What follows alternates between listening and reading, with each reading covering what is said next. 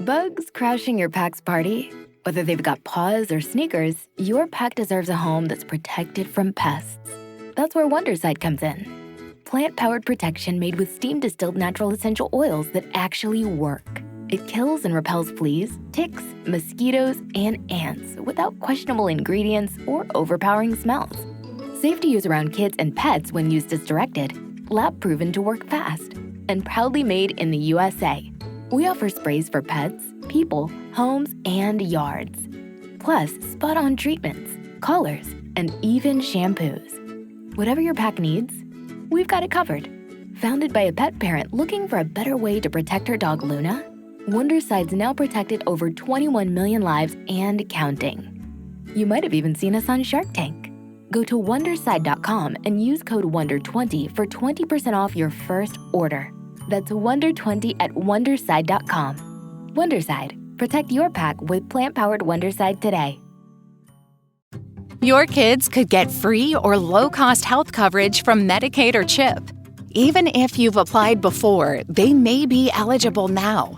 Kids up to age 19 are covered for checkups, vaccines, dentist visits, hospital care, and more. And if they already have Medicaid or CHIP, remember to renew every year. Visit insurekidsnow.gov or call 877-KIDS-NOW. Paid for by the U.S. Department of Health and Human Services.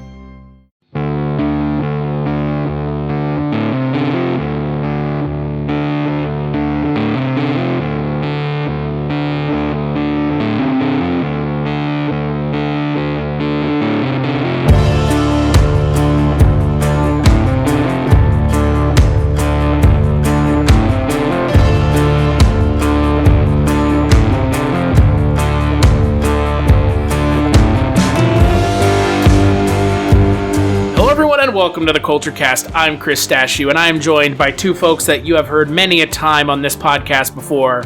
The host of the Projection Booth podcast, Mr. Mike White. Hello. Thanks for having me here. Oh, I thought you were going to say, and my axe. I am not a conjurer of cheap tricks. Potatoes. Boil them, mash them, stick them up your ass? How did we stray so far from Sauron's loving light? I think you did it immediately. Yeah, it's only you, Chris. And we're also joined by host of the Scary Stories We Tell podcast, Jess, Byard. Yes, and our other one. You always forget about the one-season show. I always do. Unloved. Yeah, well, you might as well just dump it. But I am here, Mr. Frodo. Mr. Frodo. Oh, you're Frodo. I thought you were Samwise. Oh, I'm Mr. Okay. So first off, let's get this out of the way because we're going to talk... Well, fuck. Okay, we're talking about Lord of the Rings. We're talking about all three movies. 2001, 2000... 7.5 hours of it. And you liked every single minute of it, as did I. Mm-hmm. Oh, God. Oh, boy. Before we start talking about the movies, and we're going to talk about the first two, then we're going to take a little bit of a break because I interviewed John Noble, who played Denethor in Two Towers and in Return of the King. Also played Walter Bishop in Fringe, if you're a fan of that show. We talk a little bit about Fringe. We talk mostly about his acting career and how Lord of the Rings essentially made him, gave him the visibility to become a leading star on a network television show. But before we get to that, I am curious. Who do you see yourself as from Lord of the Rings? I'm curious, starting with Mike. I've never thought about that question before. I would like to be somebody other than a hobbit. I'm probably Gimli. I mean, I could see it.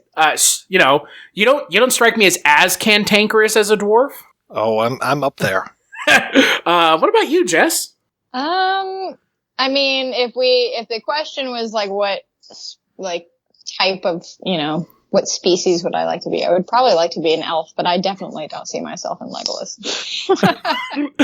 I mean, I see myself in Legolas, but that's a different story. Well, you're both very blonde. Oh, no, I wasn't. He sees himself I see myself Legolas. In him. Yeah. Orlando Bloom's not really my type, but okay. I don't know. I mean, I'm definitely not a hobbit. I would need adventure. Well, you could be Bilbo. Technically, I mean, you say that about the hobbits, but I guess there are 4-5 hobbits that that they're the exception that prove the rule. Well, okay, Sam only goes because Mr. Frodo goes. It's true. That man would have stayed in the Shire absolutely 100% no problem if his boyfriend hadn't gone away. Wow. Wow. I don't know, maybe Aragorn? Boromir? Hey, Boromir's a choice. Smeagol. Wow. On certain days.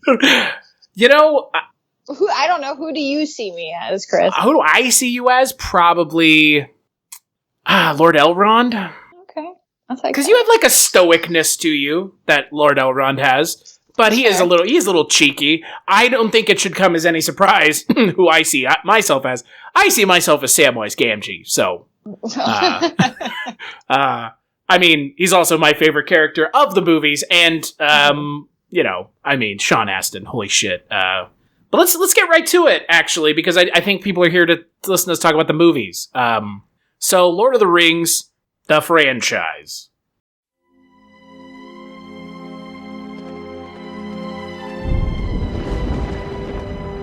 The world is changed. Much that once was is lost. For none now live who remember it. History became legend. Legend became myth. And some things that should not have been forgotten were lost.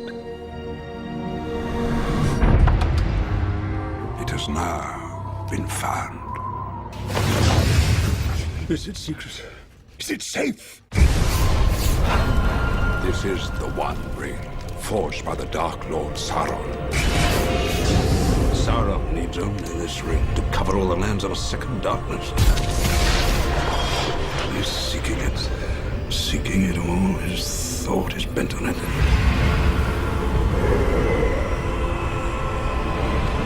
No one knows it's here, do they?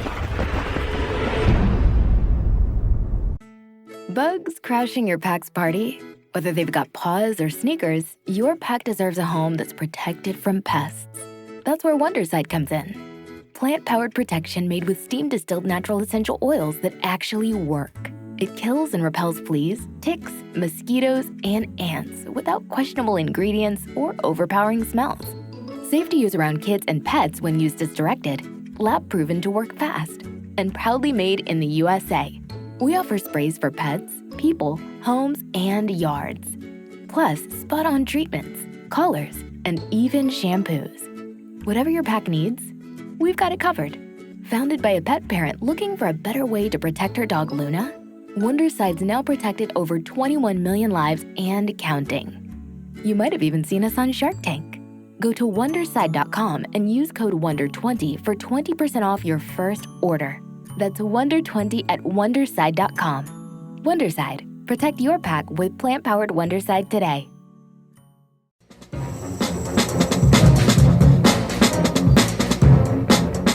Hello, this is Aaron West. I am the author of the A24 New Wave. In this book, I look at A24's output and I make the argument that we are in a new wave movement right now. A24 plays a major role. This book has a supplemental podcast where each episode is a brief conversation about an A24 related topic, whether an actor, director, or even a genre. As I continue research for the book and conduct interviews, I expect to record podcast episodes with people involved with the company. You can find the podcast at cinejourneys.com or wherever you find podcasts, and we are proud to be members of the Someone's Favorite Productions podcast network. Do they, Gandalf? Middle-earth stands upon the brink of destruction. The weapon of the enemy is a gift. Let us use it against him. You cannot wield it. None of us can. The ring must be destroyed. It was made in the fires of Mount Doom. Only there can it be unmade.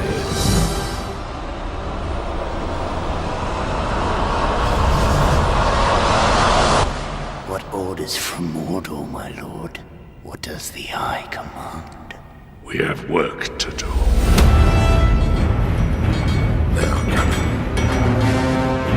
One does not simply walk into Mordor. Its black gates are guarded by more than just orcs. There is evil there that does not sleep.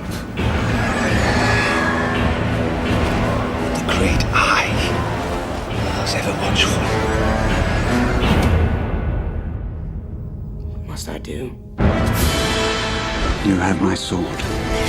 And you have my bow. And my axe.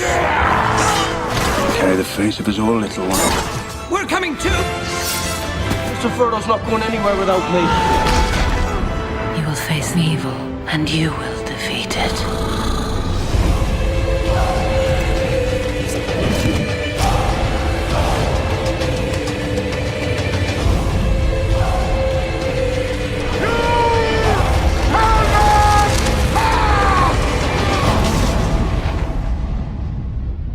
Are you frightened?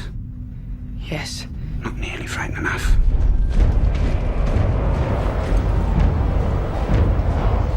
There will be no dawn for men.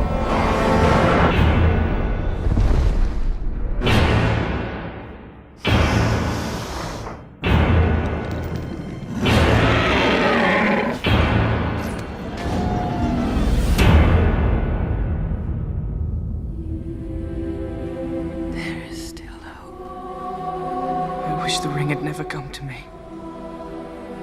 I wish none of this had happened.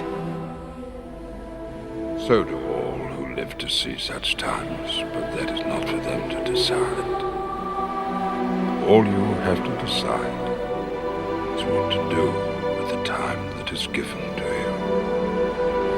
Seas and mountains fall, and we come end of days. In the dark I hear her call, calling me there. For Frodo. I will go there and back again. Even the smallest person can change the course of the future. First film came out in 2001. It is directed by Peter Jackson. It stars way too many people to mention, so we'll just mention them as we start talking about them. And it is the first in 3 films about the series written by J.R.R. Tolkien. Mike, I am curious, just talking about this first film, The Fellowship of the Ring, when was the first time you saw it, and what did you think rewatching it for the Kulturecast? Well, my history with this movie is a little complicated. I saw this at a 10 o'clock show when it was first out at theaters, and seeing it at a 10 o'clock show that's PM is way too late to see.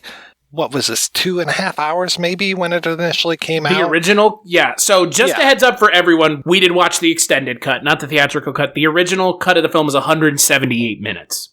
And I was bored out of my mind. My legs were fidgety. My wife's just like leaning over the seat in front of her. And it was just like, never again. We're never going to watch these movies again. And then I had a friend that I worked with who was just like, oh, the extended version is so different. And it's really just such a better movie and blah, blah, blah, blah, blah. And I just said, you know what, fuck it. I went ahead and I rented the extended version, and then I never looked back. I absolutely loved the extended version. I have never gone back to watch the regular version of this, so I don't even know what's missing from it, because now for me, like I've seen all 3 of these theatrically, and then I just immediately picked up the extended cuts as soon as they were out, and it's like the other versions don't even exist to me anymore. I'm glad they're out there. If you want to watch the shorter versions, I think they show those on TNT, but fuck 'em. It's still this. Okay, if you're going to watch them on TNT, it's going to be the same amount of time as if you just watch the extended cut. I was about to say, how fucking insane do you have to be to watch this on network television? Like, dear God in heaven. You have to be real hungover the day after Thanksgiving. All the Lord of the Rings movies on, I could put in the Blu-ray, but fucking I'll watch it on TNT, brother. Depends on how hungover you are. That's fair. So Jess, I know that this series, the whole series is kind of not your bag. So Bugs crashing your pack's party? Whether they've got paws or sneakers, your pack deserves a home that's protected from pests. That's where Wondersight comes in. Plant-powered protection made with steam-distilled natural essential oils that actually work. It kills and repels fleas, ticks, mosquitoes, and ants without questionable ingredients or overpowering smells. Safe to use around kids and pets when used as directed. Lab proven to work fast. And proudly made in the USA. We offer sprays for pets, people, homes, and yards. Plus, spot-on treatments, collars, and even shampoos. Whatever your pack needs, we've got it covered. Founded by a pet parent looking for a better way to protect her dog Luna, Wonderside's now protected over 21 million lives and counting. You might have even seen us on Shark Tank. Go to Wonderside.com and use code WONDER20 for 20% off your first order. That's WONDER20 at Wonderside.com. Wonderside. Protect your pack with plant-powered Wonderside today. Have you ever wanted to dive deeper into the horror movies you love? Beyond the Blood is a horror podcast for fans who want more than just surface-level screams. We do deep dives into the movies that shaped us, digging into director commentaries, behind-the-scenes stories, deleted scenes, and the special features that most people skip. Each episode is a love letter to the genre. We break down how these films were made, the creative risks that paid off or didn't, and the lasting impact they've had on the genre as a whole. From 70s slashers to modern nightmares, we celebrate the craft, chaos, and characters that keep us coming back. If you're the kind of fan who rewatches movies with the commentary on, or you simply grew up in the video store horror aisle, the Beyond the Blood podcast was made for you. New episodes every single week. Subscribe, and let's dig deep. Welcome to the Beyond the Blood podcast. Watching it, was it the first time you'd watched it this time? Oh, no. Okay, so revisiting it now with a little bit more of a critical spin, what did you think of the first film, The Fellowship of the Ring? So I've seen this movie probably a handful of times. I saw all of them, like Mike. I saw all of these movies theatrically, and honestly, I didn't see them after. Like I think because so the first one came out when you and I were 11. Right, yeah, Chris. They came out every year for 3 years. So 2001, 2002, and 2003 because they were all shot at the same time. Right. So, this was actually like a big thing for me and my Nana, because my Nana's a big sci-fi and fantasy fan. That's where I kind of started watching some of the stuff that I inevitably, got into and would expand on. So I can't say that Lord of the Rings is necessarily not my bag. It's just, I do have a hard time with movies this long, and I will say that, that's maybe just a fault of my own. That's fine. Revisiting this, I enjoyed this one a lot more than I remember it, and I think maybe because the last time, when I originally saw it, it was the theatrical version, and like Mike, I've only watched the extended cut since then, so I don't really even know what's different, what's missing, what's added, whatever. But I enjoyed this one. I thought that, the exposition-y parts didn't seem as ham-handed as I, for some reason, remembered them being. And yeah, I don't know. I still had fun with it. And it was nice revisiting it. And I do think that it holds up really well in the technical department, but I'm sure we'll get to that. So similarly to you, Mike, I remember seeing it late on a Friday night when the film came out. And did you go see it late because of how fucking sold out it was? Because that's why I had to go see it at 10 o'clock at night. I don't remember there being that many people in the theater when I saw it, but it might have been. This is one of the movies I remember seeing at that age. Mm-hmm. I don't know why, but this is what... It was an epic. Yeah, well, and yeah. At the time, in 2001, we weren't getting, huge 3-hour-long movies that were big, CGI spectacles at the time. Now we get, minus this year, we generally get some version, maybe not quite to this scale, but some version of a big CGI spectacle in Marvel or Star Wars or But here's whatever. the thing, though. You say big CGI spectacle. I'm not sure that this first movie is a big CGI spectacle. No, not really. It's pretty quiet. I would say that the second and third one, that is probably one of my bigger issues with those second and third movies. But this first movie, and I've heard it described this way when I'm doing the research, it's like a fairy tale. This first one is, and it really feels that way because it is a much smaller film. Yes, you get to the part at the end of the film with, or I guess the end. It's the last hour when they're in Moria, right? And there is kind of the big CGI Balrog, but for most of the film, it is a very quiet movie, which is surprising because, like you said, Jess, this does kind of fit neatly into that box of big epic CGI film, but it doesn't have the CGI part. It is a big epic. I mean, it's fucking 3 hours long. I mean, I guess I would kind of disagree in that, like, I don't mean, like, big battle sequences, but, like, world building. Yes, the Shire and all of that, they're real places, but most of it is obviously real. Is not. Right. But I mean, if we're talking about the amount of CGI usage, the second and third film are like... Oh, well, yeah, absolutely. Yeah. But that makes sense because we're getting more heavy into the battle and present situation. Like, it's all set up in this first movie. Now, I will say that, you know, like, I don't know. The issues that I have with this franchise it's just kind of the same issue I have with, I don't know, these team movies, like superhero movies or this, where everything just gets real cheesy for a good portion of it, and it takes me out of it big time. And there's a lot of that in all three of these movies, but especially in this first one. I think the difference between me and you is I don't mind it. Mm-hmm. Like, I mean, if you buy into it, right? Like that, it requires you to essentially give yourself over to the film, right? Because then you can overlook or buy into or be on the same terms that the film wants you to be with those scenes that you're talking about, which in the third movie, it's like an entire hour worth of film. And we'll get to that when we get to the final film. But to your point, though, this movie does have, you know, there's this thing about these first entries in these big fantasy movies, and I rewatched as if I don't watch it all the time, the first Harry Potter movie recently, and my issue with that movie is something that you just said, except it's not, you know, the emotional quality of it. It's more of like a ooh and ah all the time. Mm-hmm. Like, you don't need to impress me with the universe. Let the universe do the talking. You're spending all this fucking money on CGI and special. I mean, in Harry Potter and the Philosopher's Stone, half of the movie feels like a musical cue from John Williams, where it's like, isn't this cool? You're seeing the thing from the book in film form. Honestly, I haven't watched the Harry Potter movies in a long time, and I haven't watched the early Harry Potter movies in an even longer time, and I don't honestly see myself ever going back to them because I do just, there's a lot of cheese and a lot of that first one is, for sure, but like the later ones aren't as bad.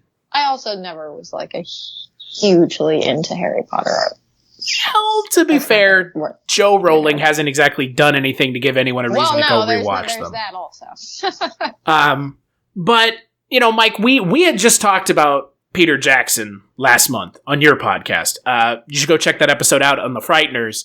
And it is shocking to see this film and The Frighteners, because this is the first film after The Frighteners.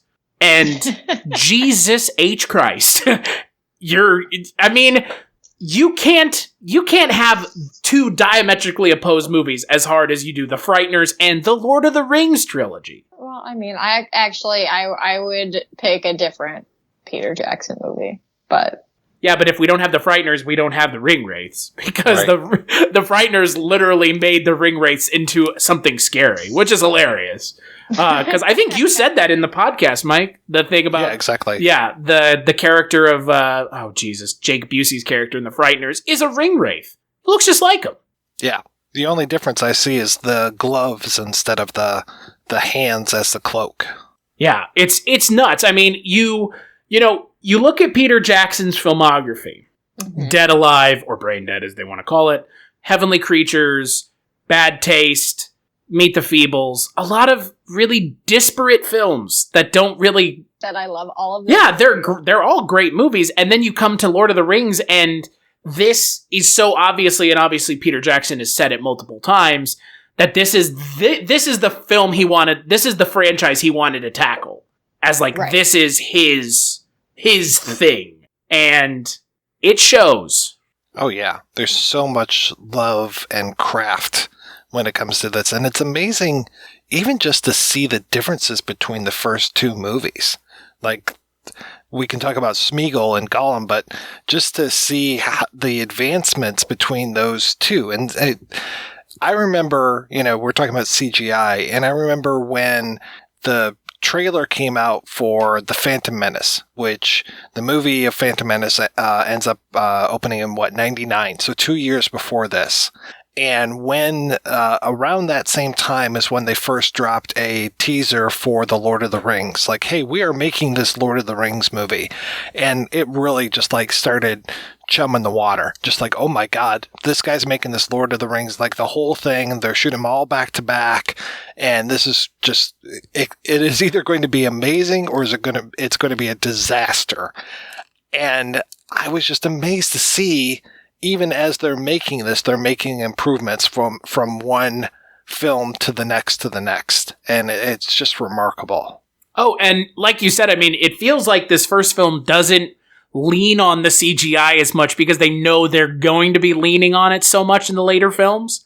I'm like 99% sure that Rivendell is a matte painting. It's not even CGI. Because those first couple shots of it that you see, and they do it again in The Hobbit, which I find to be pretty interesting, is it's a really well done matte painting. But again, you assume, it's got to be CGI. Well, he did such a great job of taking images that were in those Lord of the Rings books and basically using those like storyboards. Like, there are moments in the book or in the movie where you're watching it and you're just like, I've seen that photo before. And that's the illustration that was in the book of Fellowship or the Two Towers, etc., etc. That, and then I love the adaptation that he and Fran did, just the care to what they did, how they combined certain characters, how they broke things apart, and just even like little one-off lines that they would do, which were like the names of chapters. Just like, Gandalf will just like throw out something and it's like, oh, hey, that was that chapter heading. And it doesn't feel like fan service. It's just like, it's all very natural the way that they say these lines. So I always appreciate just what a great job they did at this adaptation, because this is a thankless job to take something that is so beloved by so many people and just everyone's got the knives out, just like, yeah, screw up, motherfucker, I'm ready to come for you.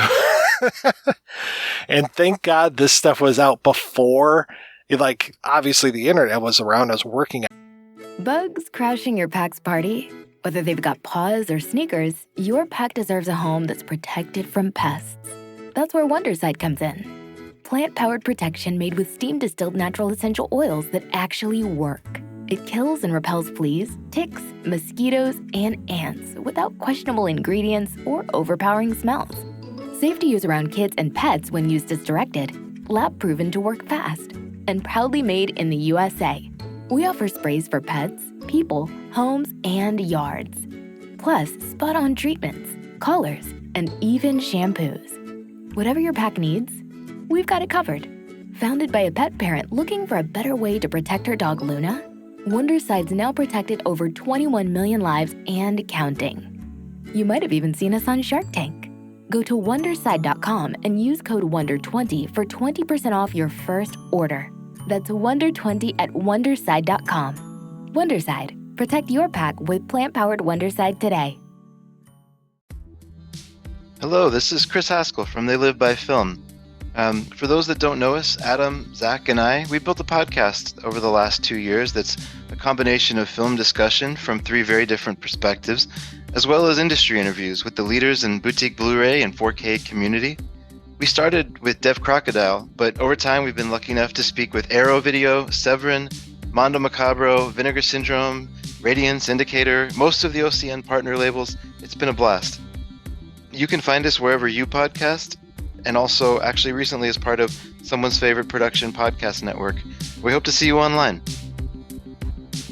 On it at the time, but thank God this came out before like fan culture just took off in a big way. This is back when Ain't It Cool News was like relatively a new site and there was no YouTube, so you didn't have like 1,000 reaction videos to something.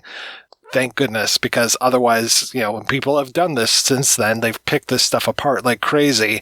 But at least at the time, it was just like, here's these movies, enjoy them. There are people out there that like these movies. You can find them if you want to, but it's not like it's just shoved down your throat every single day. Well, and that's the funny thing about it is it did kind of come out in this post-Phantom Menace lull. where we didn't get any more, like you mentioned, Jess, we don't get films like this anymore. And, kids today, as I say that as a 30-year-old adult, kids today do not appreciate what it was like to watch a film that wasn't a spectacle every fucking year.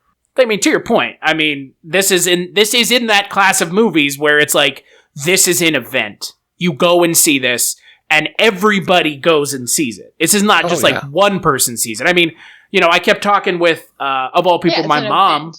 Yeah, I kept talking with my mom about Lord of the Rings, and I was like, you should rewatch it. You might actually like it. She's like, I will fucking fall asleep. And I'm just like, she went and saw it, though. My whole family went together and saw it. And now you couldn't be bothered to make people who didn't care about these movies watch them anymore. Which is what happened with The Hobbit, where nobody showed up and watched those movies because, they were, like you said, Mike, we're in a now more cynical time where everything can be picked apart. But these kind of came out in a simpler time. The simpler time of 2001. I mean, we did that, I think, for... I don't know if that was a simpler time. Like Mike said, simpler before the internet, before the internet's fan turds really took it upon themselves to ruin everything. And I think that we turned this into a family event. I know for sure we saw Return of the King as a family right around Thanksgiving or Christmas. And, okay... And this was also, speaking of 2001, this was a good antidote to the whole Twin Towers, the whole 9/11 thing. Yeah. Like, by the time we got to this, we were desperate for something, desperate for some sort of release.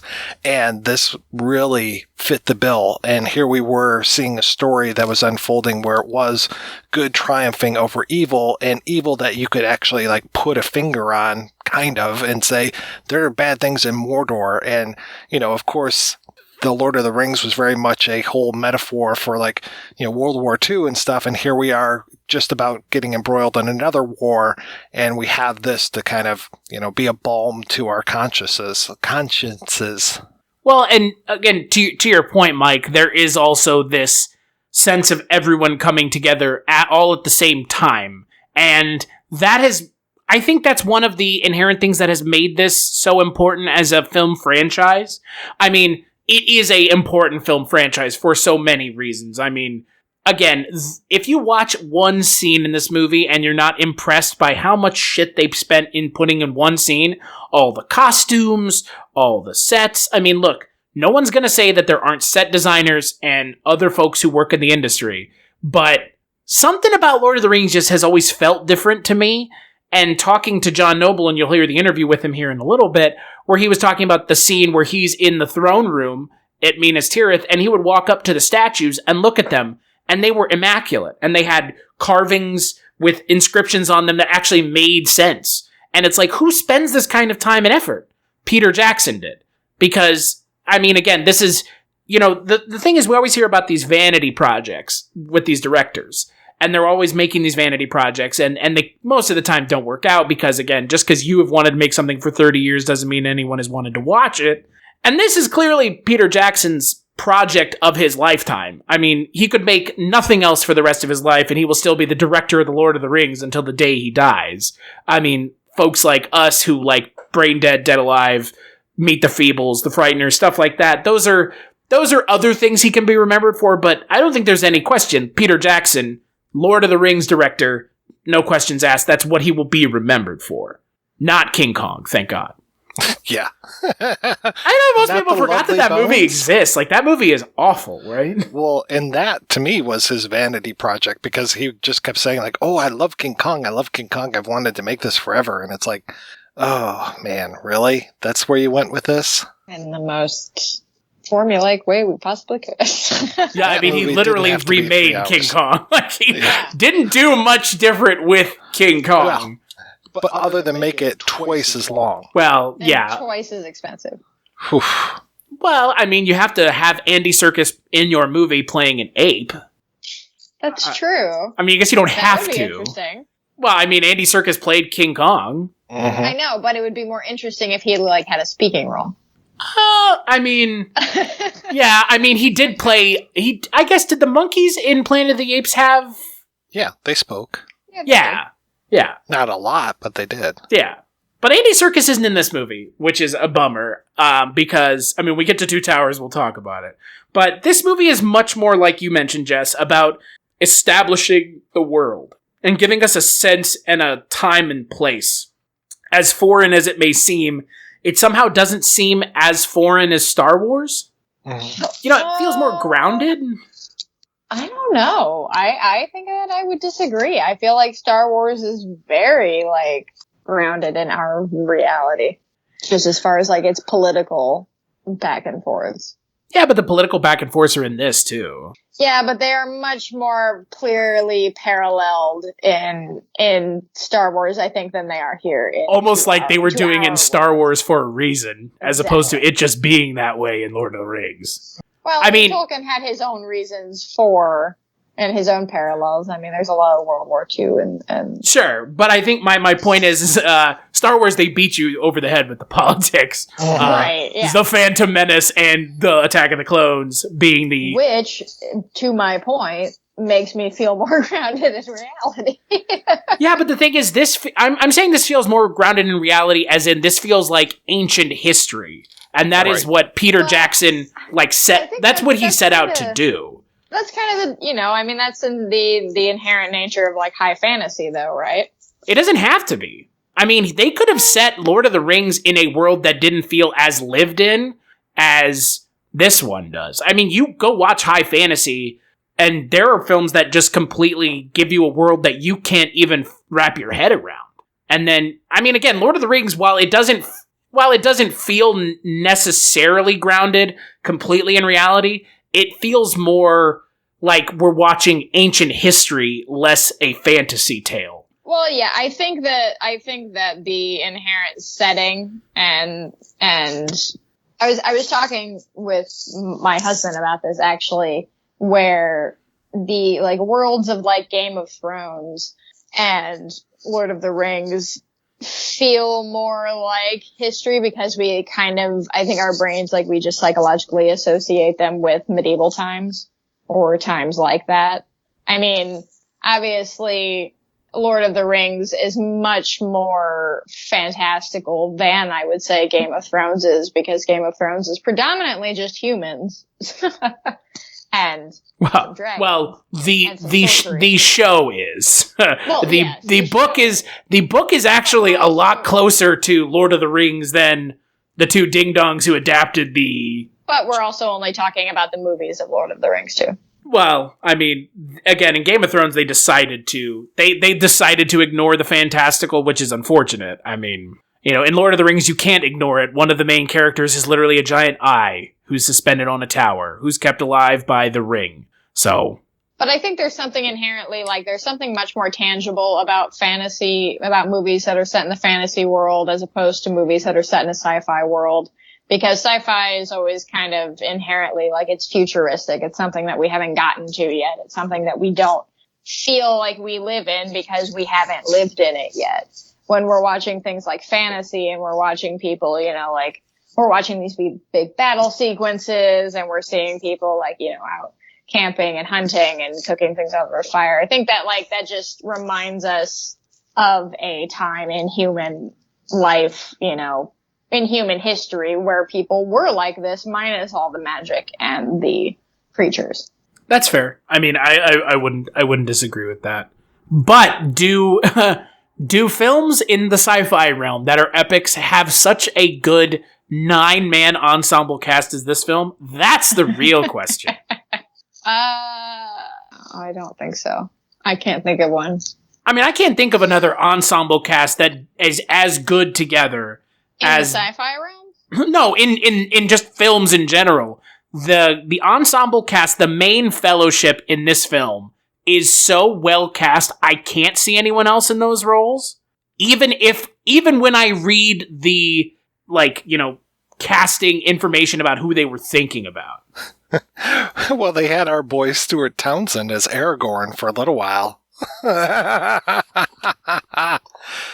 I mean, he was cast. He was there in New Zealand, and they politely asked him to go. Because he was too young. And he's also a sack of shit.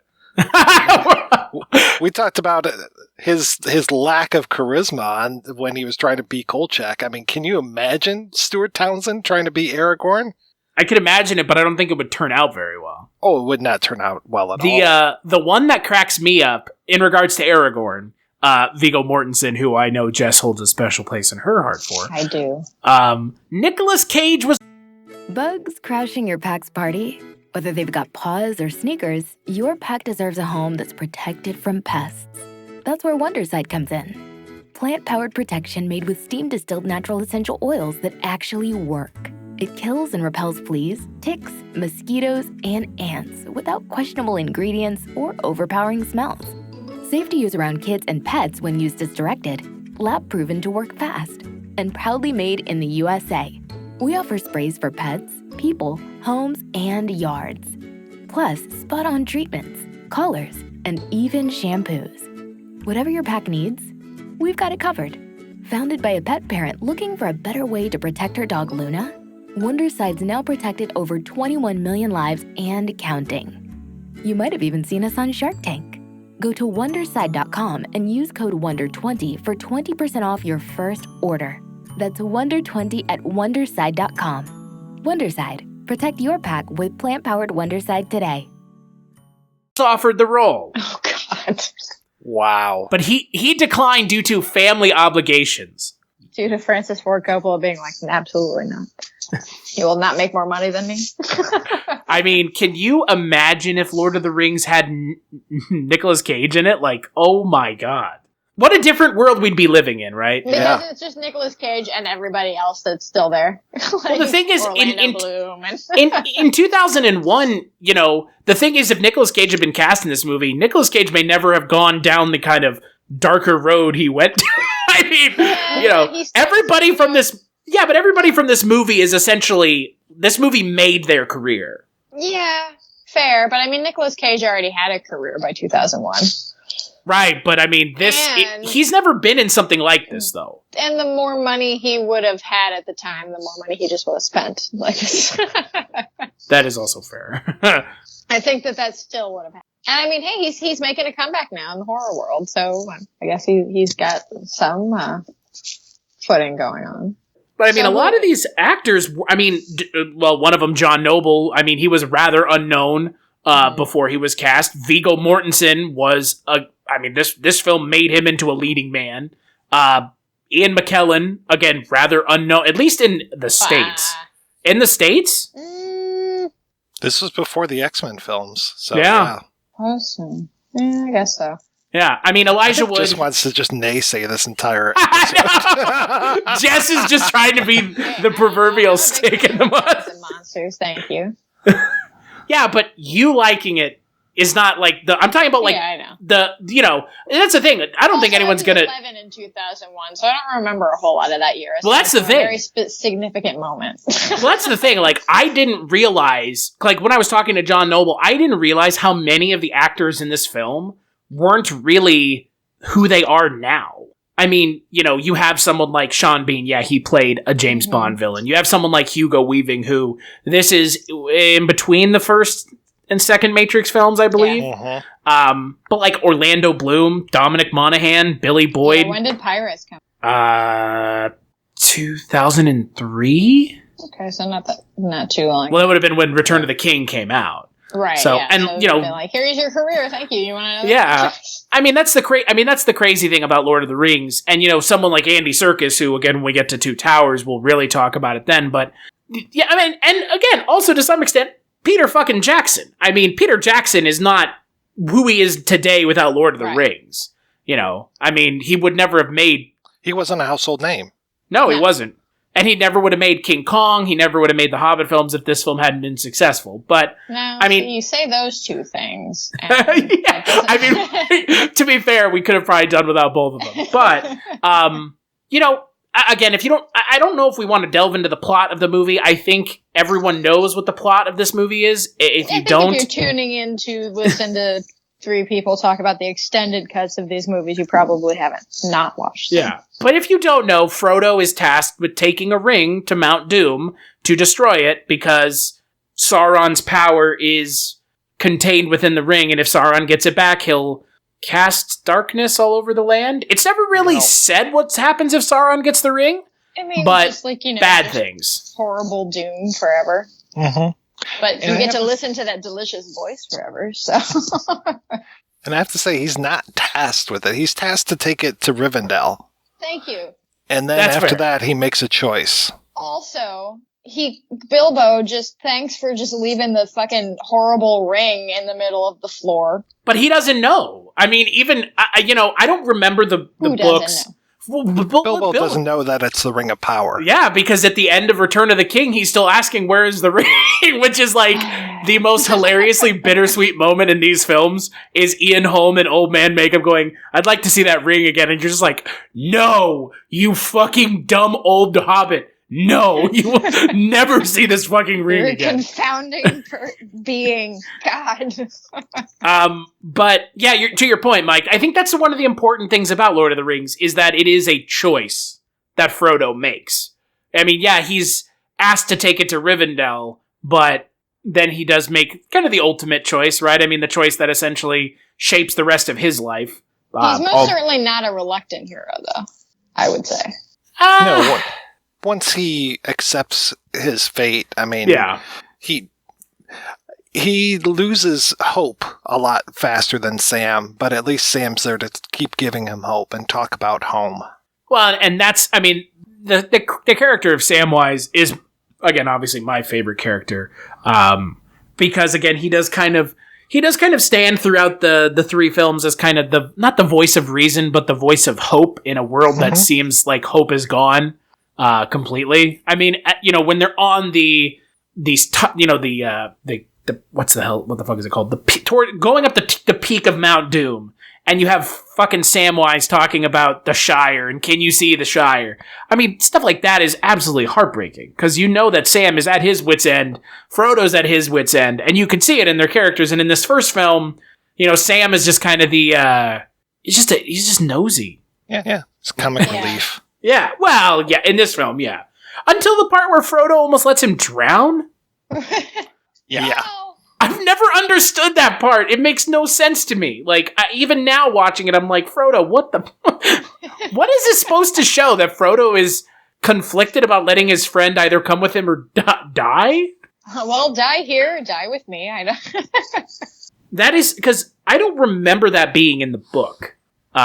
So it's a weird choice for Jackson to make that scene into what it is, considering how the scene before that you get one of the Fellowship getting brutally murdered by those arrows. But he kind of deserves it, kind of not. He comes back at the end and realizes that he did wrong. I mean, Boromir is a great character because he is so conflicted. That whole thing of Boromir, Faramir, and Denethor, just that whole family relationship is just like, oh, fuck, man, there's a lot of stuff here.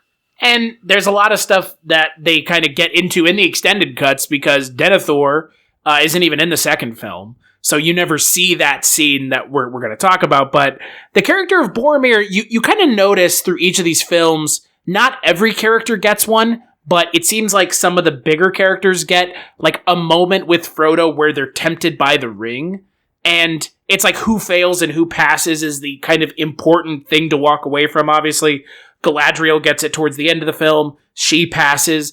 And I would say that Boromir passes, but only in that he dies for it. There's this moment, like you mentioned, Mike, where Boromir's trying to get the ring from Frodo, and then Frodo puts the ring on and goes invisible, and then that's the last time, Boromir's essentially alive because he ends up defending the hobbits and dying, the next scene.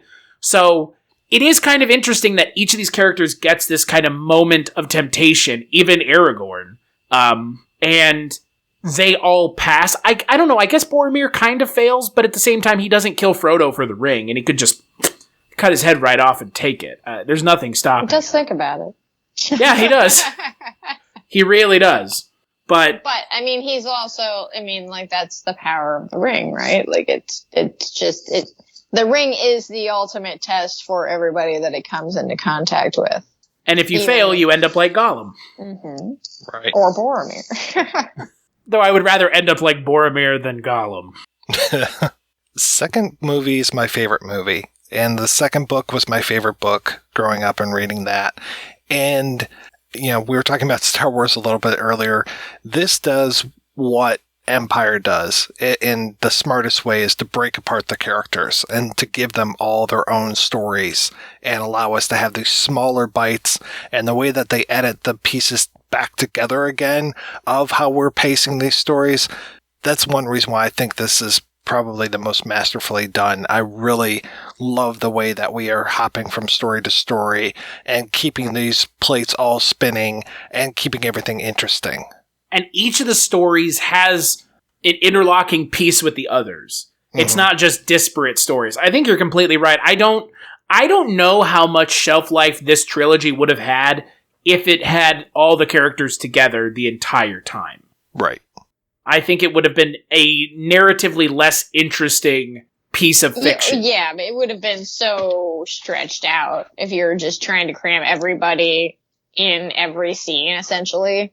Well, and the second movie is so smart, too, in that not only are we getting those same, the fellowship now in their smaller groups, but we're exploding this universe out into so many new things. Like, we met the elves, sure, in the first movie, but now we're like, yeah, here is Gondor, and here's I'm forgetting where the Rohan. We're getting all the story of Gollum going on with this. So it's like each group has their own other characters that they're meeting and interacting with. So it's not just the main people that we see, and then bringing back Gandalf, and starting the movie with like the flashback to what we saw in the end of the first movie, or near the end of the first movie.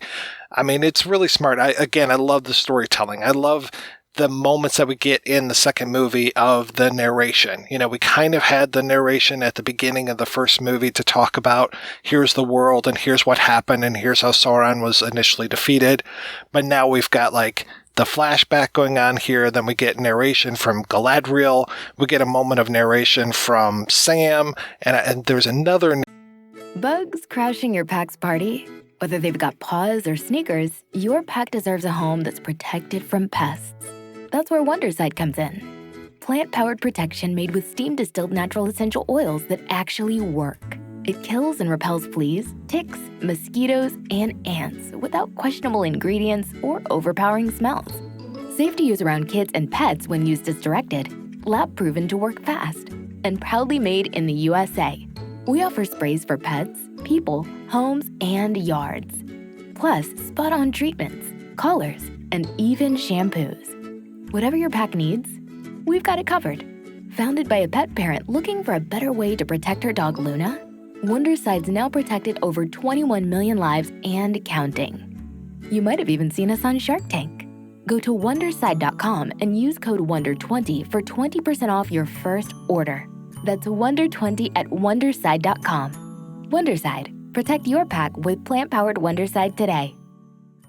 Narrator, and I'm trying to remember who it is, but we get these like moments of pause where we are kind of catching the audience up a little bit, but also giving us something to think about and to feel as we're going through here. And to me, all of these feelings are very sincere. I don't think of this as schmaltz. No, I don't either. And I completely agree with you. As much as I like the first one, because I do like the first film a lot, this is the one that I come back to more often, because I think, to your point, Mike, it does a better job of, look, I think for the longest time, Lord of the Rings was seen as one of these franchises, one of these pieces of intellectual property that was going to be goddamn impossible to film for a number of reasons. And, the fact that these movies exist and they're as good as they are is shocking, let alone that they hold up, 10, 15, almost 20 years later now is another thing. But to your point, Mike, being able to craft a narrative with this many characters, all of whom could be considered main characters, and being able to, at the end of the film, go, those stories from this film are all wrapped up. Where do they go from here? And wherever they go from here, it feels narratively on track and not like a jump, is the most impressive thing about these movies. Because like you said, Mike, there's a lot going on here. Oh, so much more. I mean, look, the extended cut of the first film is 208 minutes. The extended cut of this film is 226.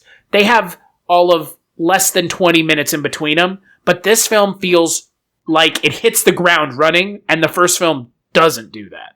I mean, this almost feels like an exercise in television as filmmaking because of how many characters there are, how much it has. It obviously doesn't feel like a television show in any way. It's super cinematic. It has a huge budget. It has these big name actors. Well, at the time, maybe not, but it has names in it.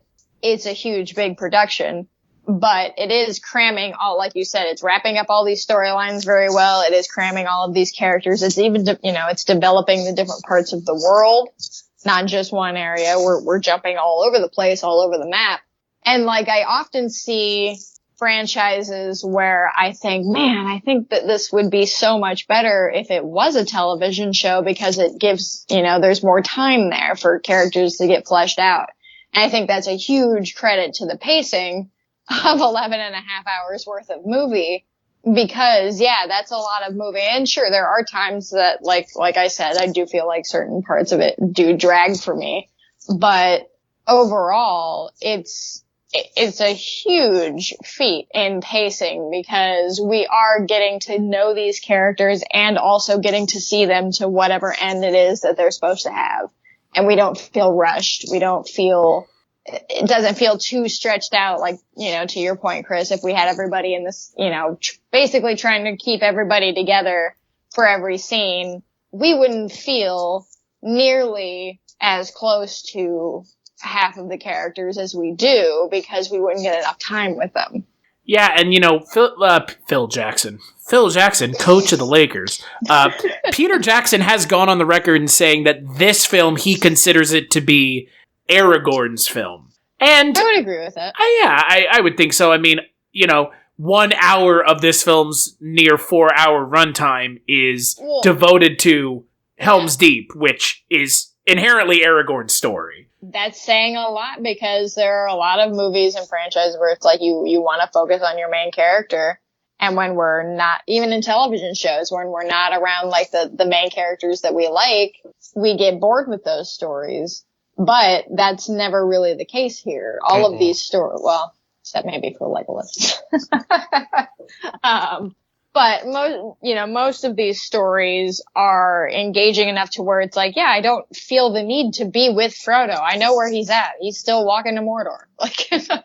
I will tell you, when they give Legolas room to breathe, like they do in The Hobbits, they shouldn't have, because he's not particularly interesting of a character, which is unfortunate. No. He's really not.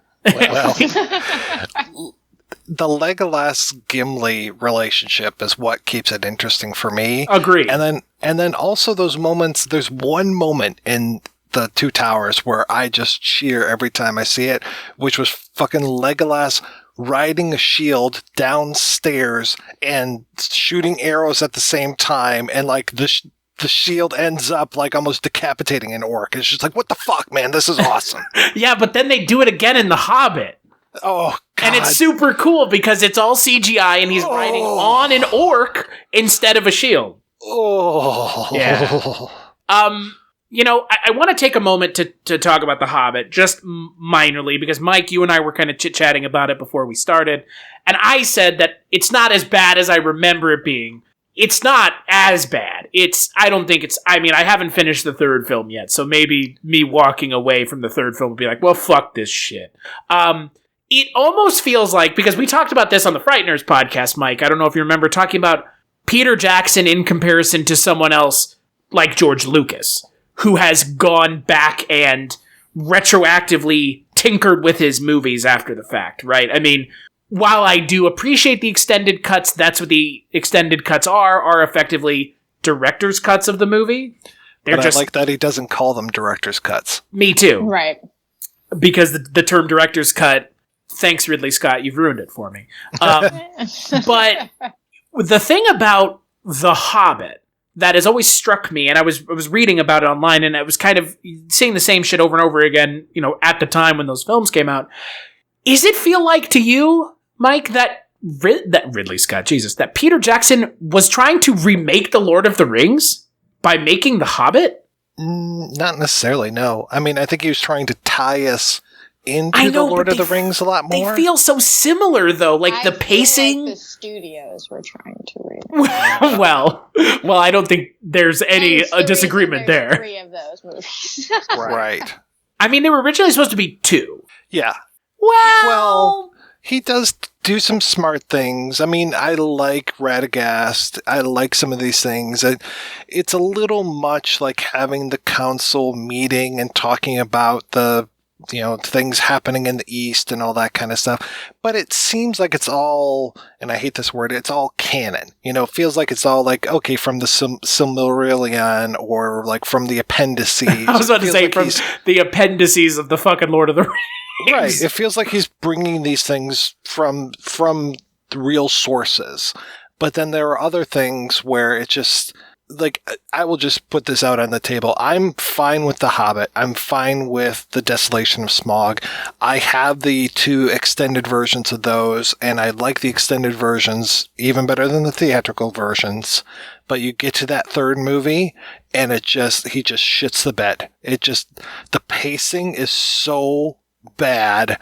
The idea that we're going to wait and kill Smaug within the first 20 minutes of the 3rd film, I don't care about Byard that much. He is nothing to me.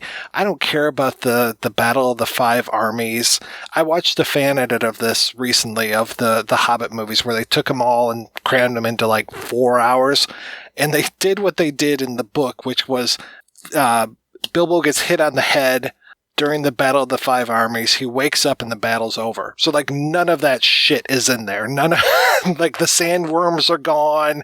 All that garbage is gone out of there. That's where it feels like he departs from Tolkien the most. Like, I don't know where he got the sandworms from. Maybe they were in an appendix somewhere, but yeah, just fuck that movie. Yeah, I love him in Dune, but fuck that movie. That movie is shit. And when Legolas is running up on steps that are falling down like a cartoon character, like I was expecting him to hold up a little sign that said "Mother," but it was horrible. I just hate that movie. Well, and the thing is again, not only do you have Peter Jackson relying heavily on CGI. I mean, that's one of the big issues for The Hobbit is all of a sudden you have good CGI. I'm not going to say CGI in Lord of the Rings, this original trilogy is not good, but it is dated. I mean, when you look at Gollum and you know what Gollum could have been 10 years later versus 2000, I still think he looks damn good, though. I know, but my point is, like, it looks dated, but it still looks good. I mean, it doesn't detract from Andy Serkis's performance, and then you watch Gollum in the first Hobbit film, and it's like, mother of fucking God, what have you guys done? He looks horrifying. He looks like Andy Serkis. And the Gollum looks like Andy Serkis in the original trilogy, but he doesn't look like Andy Serkis so much that when I look at the face of Gollum, it just looks like Andy Serkis's face, CGI distorted. And I challenge anyone to go... Go watch The Hobbit, the scene where Bilbo finds the ring, and tell me that Gollum, because he's the only time Gollum shows up in the entire original trilogy, or in the Hobbit trilogy, he looks like a deformed Andy Serkis, and I couldn't stop staring at him because it was just so fucking weird. But like you said, Mike, he looks great in The Two Towers. I would like to say, and Jess and I were talking about this earlier in the week, the Academy can go fuck themselves. The fact that Andy Serkis still hasn't been nominated for anything, for all of these roles that he's done that have been so crucial to the films, when he played Caesar in Planet of the Apes, he was fucking amazing. Best part of that movie. And you know what? Gollum is a full-fledged character, not a gimmick. Bugs crashing your pack's party? Whether they've got paws or sneakers, your pack deserves a home that's protected from pests. That's where Wondersight comes in. Plant-powered protection made with steam-distilled natural essential oils that actually work. It kills and repels fleas, ticks, mosquitoes, and ants without questionable ingredients or overpowering smells. Safe to use around kids and pets when used as directed. Lab-proven to work fast. And proudly made in the USA. We offer sprays for pets, people, homes, and yards. Plus, spot-on treatments, collars, and even shampoos. Whatever your pack needs, we've got it covered. Founded by a pet parent looking for a better way to protect her dog Luna, Wonderside's now protected over 21 million lives and counting. You might have even seen us on Shark Tank. Go to Wonderside.com and use code WONDER20 for 20% off your first order. That's WONDER20 at Wonderside.com. Wonderside. Protect your pack with plant-powered Wonderside today. In this film. Right. Yeah, he is no Jar Jar Binks. No. No. And look, you know what? Say what you will about Jar Jar. You know, Jar Jar, if without Jar Jar, we wouldn't have Gollum. You know, in one way or another. But yeah, Gollum is not Jar Jar, thank God. I mean, it would have been better if he had been. I mean, you don't think Sam and Frodo screaming at a jive-talking underwater frog wouldn't have been a good idea? Perhaps not. But my point is, that Gollum performance, it's shocking how good it is still. The debate between Gollum and Smeagol, and that cutting back and forth between the two. I mean, it's all done probably in a computer, but my God, is it good. It is so good to see the two halves of this character fighting each other and having that whole debate. So good. And you realize how gifted an actor Andy Serkis is. Oh, yeah. Because, you know, again, as much as I would like to believe that anyone could just strap on the mocap suit and go on down and do Gollum, that is unfucking realistic. Yeah, no. You have to be able to move your body in a realistic way while wearing all that shit. Yeah. And look, you know, again, we were talking about people kind of their careers being made by this trilogy of films. Andy Serkis is kind of one of the, if not the one that you could point to and go, this guy was unknown before this trilogy. I can agree with that, yeah. And now he's directing the Venom movie. And, you know, he has been doing the mocap thing still. So, and he obviously would work with Peter Jackson again for King Kong. And I don't think King Kong is the worst part of those King Kong movies. There's a lot of other things working against it. Andy Serkis, man, like, of all the people I've tried to interview for this podcast, and there were obviously a lot, given, you know, this film has a cast of hundreds. These films do. Andy Serkis is the one person that I wish had said yes, because I want to know the process that went into that Gollum character from him directly. Because it's such a, I don't know about y'all, but it's such a specific choice that any other choice that he made would not have made as much sense as the choices he made with the character. Mm-hmm. Like the Gollum, you know, the hacking up of his throat. Like, the voice. Like, you know, because I know you've read the books as well, Mike. In the book, that's not a thing. They mention that's why that's his name, because he makes that noise. But it's never Gollum going around going, oh, Gollum. Like, that choice was so fucking smart. Because, again, it further shows you that division in the character's own mind. Well, just the voice, that fucking voice. And didn't he say he got that from his cat? That his cat sounds like that sometimes? I think so. I mean, that sounds right.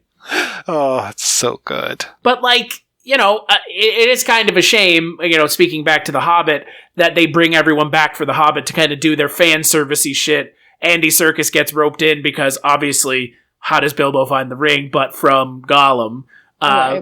Which makes it funny that in The Fellowship, they have the scene with Ian Holm finding the ring that they would then go and retcon out of the movie. But in the extended cuts and further releases of the film, they didn't do a full George Lucas and cut that scene out entirely. Well, because, I mean, Peter Jackson's probably like, nah. Yeah, well, I mean, he could have gone back, because the Gollum that's in the first movie, that brief appearance of him, does not look like the Gollum we're going to get in the second and third movie. Not at all. Well, that was actually the shot that I was talking about. One of those shots where I was like, "Oh, that's the illustration."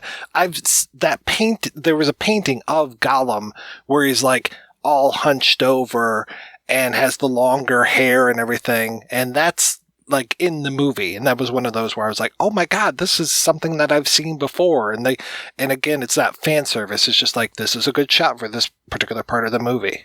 But I mean, what else is there to say about Gollum, right? That he can be a fully fleshed out CGI character, that they're acting against Andy Serkis. Like, that's the difference to me, is like taking a character like we were talking about when it came to the Frighteners, like the quantum leap that it was of like, okay, Michael J. Fox is acting, but he's not acting against the other ghosts. He's just acting against, a blue screen and has to see, has the eye lines and everything, as opposed to, we'll get those other actors in here, paint them out, or do whatever we need to their bodies to make them look like ghosts.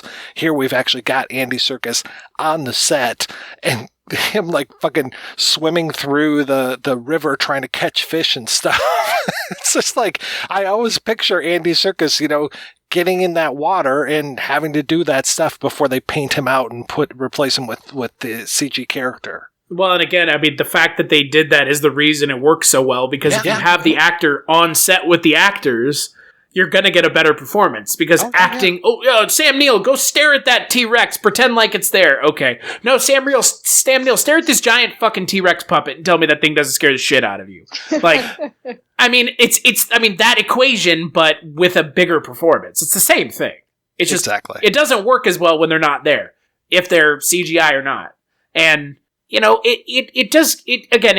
Jackson is thinking farther ahead than, I think I don't know if we think we'd like to give him credit for, but, pioneering techniques in film, when you're making a film like this, like, you don't have to do anything special, just make these movies. But then he goes and does so many things. I mean, there's so many tracking shots in this film from above that I wonder, how the fuck are you doing this? Like, it's so impressive, like you said, just from a technical standpoint, let alone as a filmmaking and an entertainment standpoint. Those are three disparate things, and rarely do they all work together in tandem.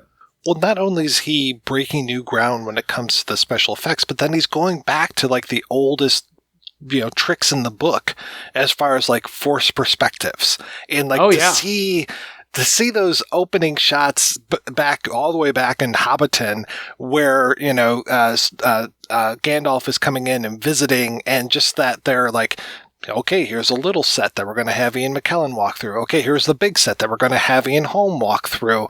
And then when it's like, the one that always gets me is Elijah Wood and Ian McKellen in that carriage, and that they were both actually there at the same time. It's just like, what? How are you doing that? How are you making it look that he is so tiny?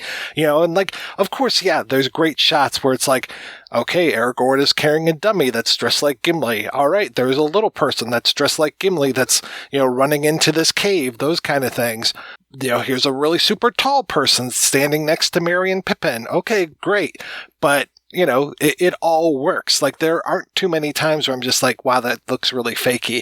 I'm so invested in these movies. I'm just like, yep, okay, cool. Yeah, there are these little people that are 4 feet tall, and there's this huge tree monster. Okay, yeah, that all works. I mean, honestly, the only like CG that kind of like threw me a little bit was Treebeard's face.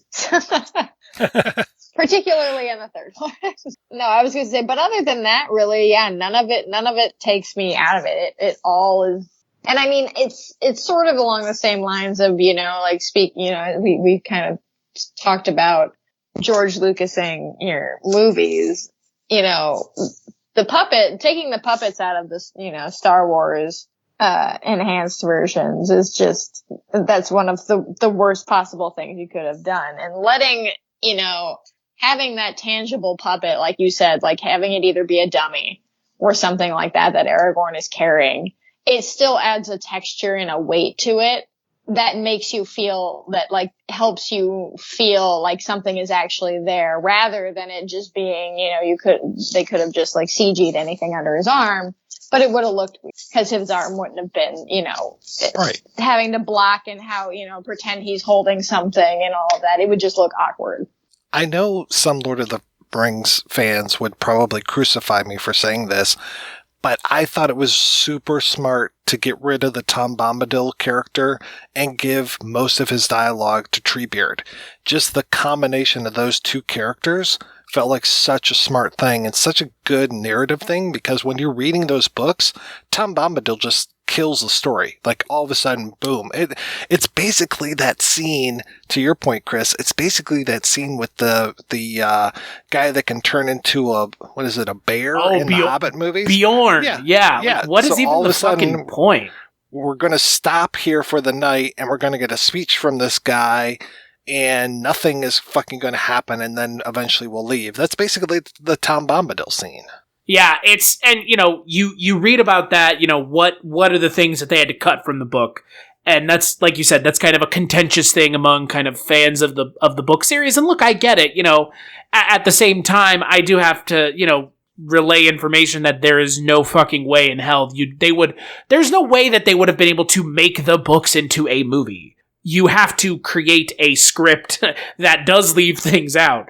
And again, giving Treebeard that in this narrative makes perfect sense, because Merry and Pippin, spend half the movie with Treebeard, 3/4 of the movie. So having them pinball between two characters wouldn't have made a whole lot of sense. And let's not kid ourselves. John Rhys Davies is amazing as Gimli, but he's also really good as Treebeard. And he's pulling double duty here. He's really good as a character that, essentially similar to Gollum, is a fucking CGI creation. I don't think John Rhys Davies was walking around in stilts. Bugs crashing your pack's party? Whether they've got paws or sneakers, your pack deserves a home that's protected from pests. That's where Wondercide comes in. Plant-powered protection made with steam-distilled natural essential oils that actually work. It kills and repels fleas, ticks, mosquitoes, and ants without questionable ingredients or overpowering smells. Safe to use around kids and pets when used as directed. Lab-proven to work fast. And proudly made in the USA. We offer sprays for pets, people, homes, and yards. Plus, spot-on treatments, collars, and even shampoos. Whatever your pack needs, we've got it covered.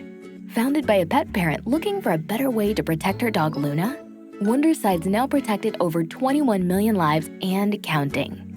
You might have even seen us on Shark Tank. Go to Wonderside.com and use code WONDER20 for 20% off your first order. That's WONDER20 at Wonderside.com. Wonderside. Protect your pack with plant-powered Wonderside today. Carrying, Billy Boyd and Dominic Monaghan on his shoulders. Maybe he was, I don't know. But I'm glad that we got to see more Christopher Lee in this movie. Yes, me too. Always more. And Brad Dourif. Yeah. Very nice. One of the few Americans in Lord of the Rings. Mm-hmm. They traffic more in Brad Dourif just looking kind of slimy. Yeah. Yeah, it was fine. Yeah, it's great. Yeah. Like, they take advantage of the fact that he is kind of an interesting looking guy and kind of build the character of Grima around that. Because Grima in the films also has a much bigger role than in the books. In the book, he kind of is just doing the thing that Saruman's doing to Theoden his own. And in the movie, he's kind of given somewhat of a redemptive arc, especially in the third film. Right. Which is weird, because not sure he as a character really deserves one.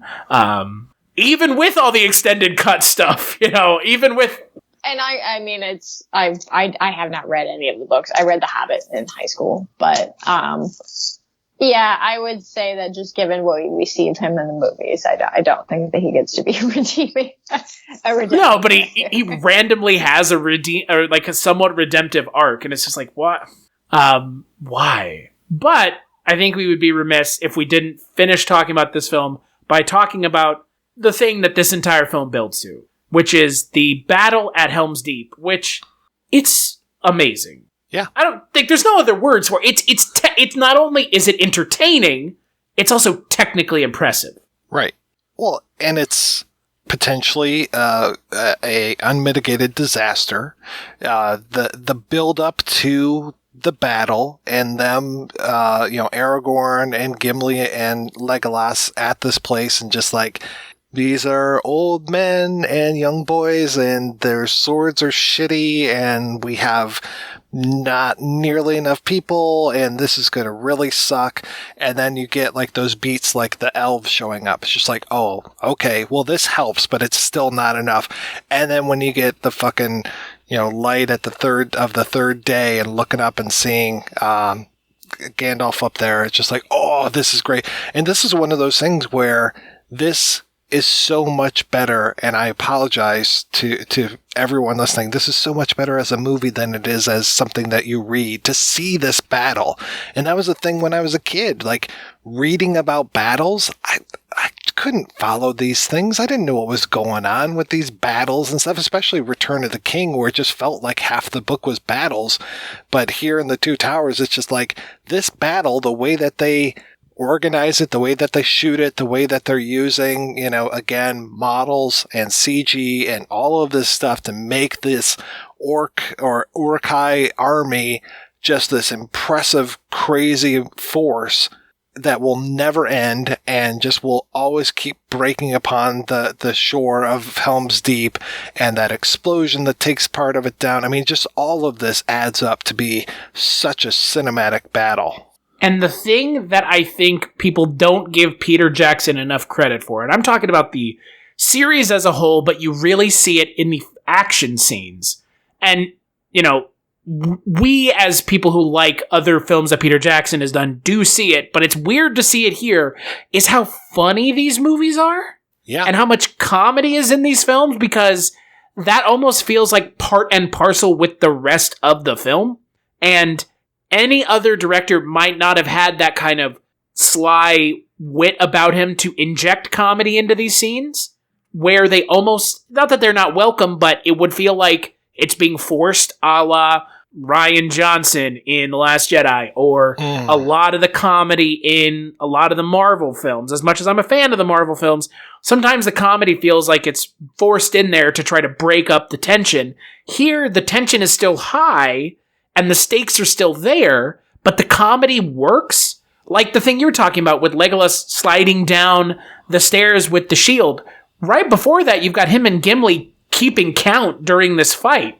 And, you wouldn't think that something like that would have any place in a film like this. And yet, you let the characters flex their comedic muscles a little bit, and it pays dividends.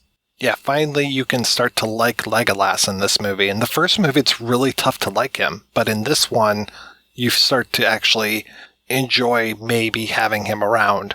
And yeah, those little things like, should I get you a box to stand on? Like those kind of things. Like, okay, great. These are good. These are good laugh lines. Gimli with the whole "you're going to have to toss me" thing. Just, it's great. The beginning of the film with the fake out with the rope. It's like, oh, yeah. What movie is this from? Because this is from a movie that's not a fantasy film, and yet it totally works here. It feels like it should have been in a comedy. Mm-hmm. But yet it totally works. And again, it's weird because the comedy in these films, I don't hear people talking about it a lot. But it's there, and it's so present and apparent, and it's kind of throughout the entire film. And that, if anything that Peter Jackson brought to these films that feels Jackson-esque, or like a director's stamp, is the sly wit that he injects throughout the entire film series. Yeah, I would agree with that, because that's something that was present in all of his early work. Even if he's working in like the horror realm, it's always really like dark comedy that he was working in. Super dark comedy, but still. I don't know if we would remember these films as fondly if they were stone cold serious. Oh yeah, no. Right? I don't think we would. No. Mm-mm. Those are the moments that we remember. Those are the moments that we quote. Like the whole potatoes thing. Right? That's why that meme. That's why that first, one of the first early viral videos. Yeah, it was like that as like a techno song. Mm-hmm. Yeah. Well, that and the other meme that I remember, and this is a little bit more of a deep cut because it's not an inherently funny scene, is they're taking the hobbits to Isengard is a internet song. It's amazing. It's one of those things that, like, when you have a film that's as long as this one is, and a franchise that is as long as these three films are, they lend themselves to memery And I mean, there's a whole prequel memes page on Reddit for the prequel films of Star Wars. There's a whole Lord of the Rings meme page. And it is constantly being updated with people being cheeky trolls about shit from Lord of the Rings. Oh, yeah. But I just saw one today, which was somebody, like one of those like descriptions of two people having sex, like written in a book. And it's just like a horrible, horrible description of like, especially like women's bodies. And then it was like that side by side with an Urukai saying, "Looks like cringe is back on the menu, boys." I mean, looks like, oh God, what is it? Looks like meat's back on the menu, boys, is a great quote. God, yes. Or, one does not simply walk into Mordor. Like, we used to make a joke back when I lived in college and I lived on campus at one of the dorms. It was, one does not simply connect to campus Wi-Fi. Like, and it's stuff like that. Like that, I think helps keep the film alive, and it would help keep a lesser film alive more than it needs to. But with these films, these films don't need any help, right? I mean, like they don't need our help staying alive in the public conscious. Right. There haven't been very many trilogies released in my lifetime that are as memorable as this trilogy is for as many people as it is. I hate to break it to Star Wars, and I don't know how you feel about this, Mike. Clerks 2 kind of opened that box of Lord of the Rings or Star Wars. I think it's safe to say in 2020, Lord of the Rings is the clear winner here. Yeah, I mean, maybe talk to me after the Amazon series. They've been doing their best to like kill this after those Hobbit movies, and now maybe with the Amazon series, but we'll see. We'll see. Well, could they do any worse than Disney has done to Star Wars? Well, they could try. There's what the last three movies were, and then there's the Mandalorian. Sure. Maybe the Lord of the Rings series will be like the Mandalorian. Yeah. That would be nice. Yeah. Not like it would be a surprise that there are good Lord of the Rings things. That's the joke, right? Like Lord of the Rings is the better franchise because there's inherently been less of it. There haven't been 3 trilogies worth now, so right. It hasn't overstayed its welcome. No, it has not. Or forced itself front and center. So let us play the interview that I did with John Noble, who played Denethor in Two Towers and Return of the Kings, and when we get back, we will talk about The Return of the King.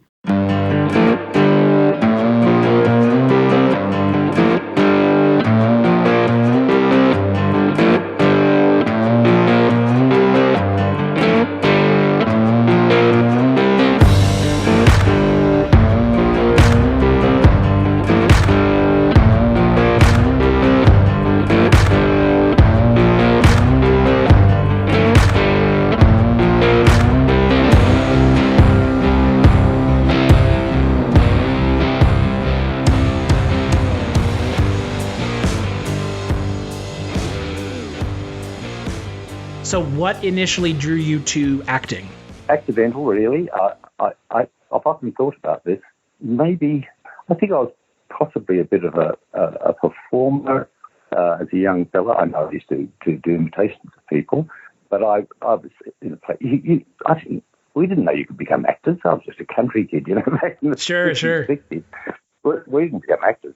All actors were Americans, and they rode horses, as far as I knew. And so the idea of becoming an actor was just until I went to Adelaide to final years of boarding school and then to university and Bugs crashing your pack's party? Whether they've got paws or sneakers, your pack deserves a home that's protected from pests.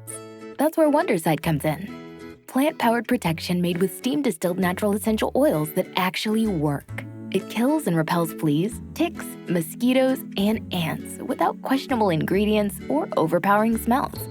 Safe to use around kids and pets when used as directed, lab-proven to work fast, and proudly made in the USA. We offer sprays for pets, people, homes, and yards.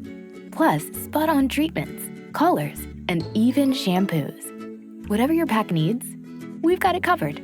Founded by a pet parent looking for a better way to protect her dog Luna, Wondersight's now protected over 21 million lives and counting. You might have even seen us on Shark Tank. Go to Wonderside.com and use code WONDER20 for 20% off your first order. That's WONDER20 at Wonderside.com. Wonderside. Protect your pack with plant-powered Wonderside today. Hello and welcome to Tumbleweeds and TV Cowboys. My name is Hunter. In this podcast, I'll be joined by a different guest each week to discuss a classic Western movie or TV show. I've been a fan of classic Westerns for as long as I can remember, and in recent years, they've become very nostalgic for me. I love the aesthetic, the tropes, and I love seeing different filmmakers' takes on them. At their best, they're incredibly entertaining, rewatchable, and some of my all-time favorite movies are Westerns. We'll mostly focus on Western movies made in Hollywood, but we'll also be covering spaghetti Westerns, and one thing I'm very excited to get into are Western TV shows. I've got some amazing guests coming on the show, film professors, historians, and podcasters. And Tumbleweeds and TV Cowboys is part of the Someone's Favorite Productions podcast network, and many guests on the show will be from other shows on the network. Thanks for listening. I did an elective called drama for some reason.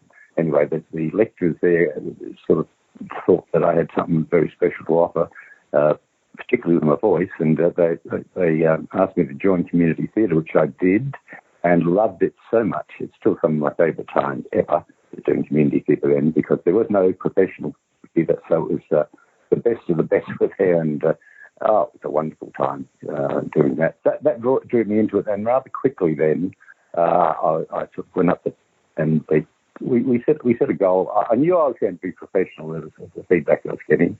So my wife, we just bought the really run-down house, and we said, we'll pay this off in 3 years, and then I can go professional, which is what we did. It was good. And it's been a wonderful run ever since, I have to say. But it was accidental. You mentioned imitations, but like, who were some inspirations for you as an actor?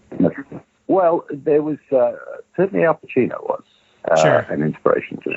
And I actually had the extraordinary opportunity of working with him last year, which is, to me, I was a total fanboy. That was in something called The Hunt.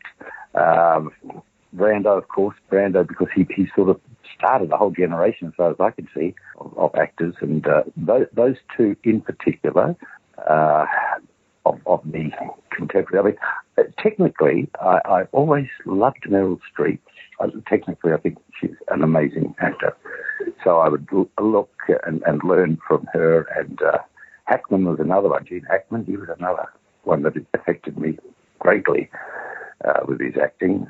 There were a series of that generation of actors that came through. But we also knew, the Hollywood stars, the Rock Hudsons, and all those incredibly handsome men, incredibly beautiful women, and all that soft focus they used. Sure. Oh, they were larger than life. They were very much larger than life. So we knew their names were like household names, Gary Cooper and all those fellas. I think probably, the ones I've mentioned would be the major influences on me. There might be others. A couple of the British ones. Anthony Hopkins has been a big influence, again, because he's technically so brilliant. And that's not a bad question to start with. Anyway, those few. I was going to say, you're not mentioning anyone who's definitely not worth mentioning. From I mean, even to your point, even to a technical standpoint, as an Australian growing up in Australia and seeing these Hollywood actors, did it make you wonder what it could be like for Australia to have their own version of that with, well-known Australian actors? I mean, was that something you had thought maybe this could be a thing? Could I be part of that? No, not a chance. At the time, when I came into it, we really only recently opened our first drama school, which was NIDA, and so there were these extraordinary people coming through. The Mel Gibson, and the whole lot of them coming through, and from that school, and still are. So they were exceptionally good actors, and there's more of them, obviously. But prior to that, there was basically radio actors. That's what we were, and that might be something to do with the voice thing, because I was fortunate enough to start really towards the end of the radio time, when we'd all go into, the ABC studios and stand around on our mics and carry on. And I got to work with some of the great old radio actors, and that was an inspiration to me too, the way they just handled it with such ease. But then anyway, it started off, and it started to go, and very quickly my career took off, and I finished up starting a theatre company to do a certain type of work, and I ran that for a decade or more, and it was an amazing time, really. I was directing a lot there then. Sure. So tell me a little bit about, because you brought it up, obviously. Tell me a little bit about kind of your days directing stage and then transitioning into, like you said, full-time acting and being in front of the camera as opposed to behind it. Yep. Okay. Look, I didn't really. I'd stayed there until I was about 40, I think, by the time and it had been a great period of time. And I was sort of director in the West End, and we'd had touring shows around the place. But I never considered myself to be a very good director, even though I had a lot of success. It wasn't what I really wanted to do. Acting is what I wanted to do. But I had some other skills, and I had a lot of administrative skills from the university, and so I was able to run the company. Then I wanted to work. I'd done a lot of training in film and television, but very little of it. So at the age of 40, we came to Sydney, which is where the film was. And it was weird because I was going from being a big fish in a small pond to being unknown over here. And that was weird, having to go back to the bottom of the cattle call again. I mean, it's very strange, but it was good. It was good. And that forced me to think, what the hell am I going to do? So I wanted to teach, but I was very nervous about teaching. Master classes were fine, but anyway, I sort of sat down. I thought, I don't know anything about acting and all that insecurity that goes on. So I sat down and wrote what I knew, and I didn't know a lot, and I made a little booklet out of it, and then started to teach. And I loved it, and I still love it. I don't get a chance much these days.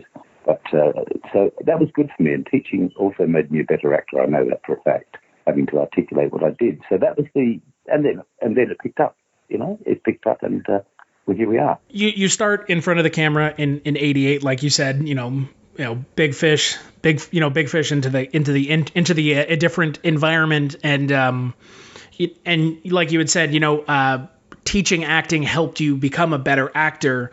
In the time, let's just say 88 to 2002, and we're going to use Lord of the Rings as kind of the stopping point for this question. Those roles from 88 to 2002, right before Lord of the Rings, do any of them stand out to you as ones that are particularly memorable? Because again, it's unfortunate that in the States you're known for certain things when you have a large body of work, obviously.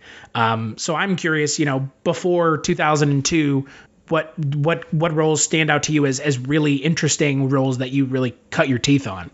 Well, in film and television, there's not anything particularly. Lord of the Rings is a big turning point. Sure. For me, because it put me on the international market. My best work, I thought, was as a stage actor. I'd done a tremendous amount of work of all sorts, and learnt a lot also because the competition wasn't that strong. So I got a chance to do everything. I played every bloody thing. Sure. And that made me a better character actor. Did a regular on television, a couple of television series, which was good, close to the middle type acting. But no, I don't think so. I've done plenty, but the best of it was in the theatre. And not so much after I directed a couple of things that I went to Sydney. I think I might have acted in a couple, but it wasn't while I was there. And so thank God it finally kicked through for us in 99, which is when we did Rings. Well, I read a little piece of information about the academic knowledge that you brought to Fringe. So, and you're very well spoken. So I figure asking you an academic question's not outside of the realm of possibility. I'm not sure I would ask a lot of other actors purely academic questions. So let's kind of transition to Lord of the Rings. When you were growing up, had you any exposure to J.R.R. Tolkien's Lord of the Rings? No, I had none up there. I was a country kid. I mean, seriously. Sure. We lived in another world. Then, as I sort of went through my teenage years, I obviously knew about Tolkien, and I knew that he'd written this, and I knew some of his background, and he's a genius, by the way. I mean, I completely agree. So that was, I knew, but I hadn't read the books, and so it was knowledgeable without detail for me at that stage. Sure. So how did you initially get involved with Peter Jackson's, I would say it's a massive undertaking, right? I mean... Oh, unbelievable, Chris. I was in Sydney, and my agent rang and said, they're casting Lord of the Rings out of New Zealand. would you like to audition? And I said I would. And they sent me the role of Denethor, and I auditioned with that role, and I knew I'd done really well. You get a sense sometimes, you know. Sure. Just, God, I nailed that.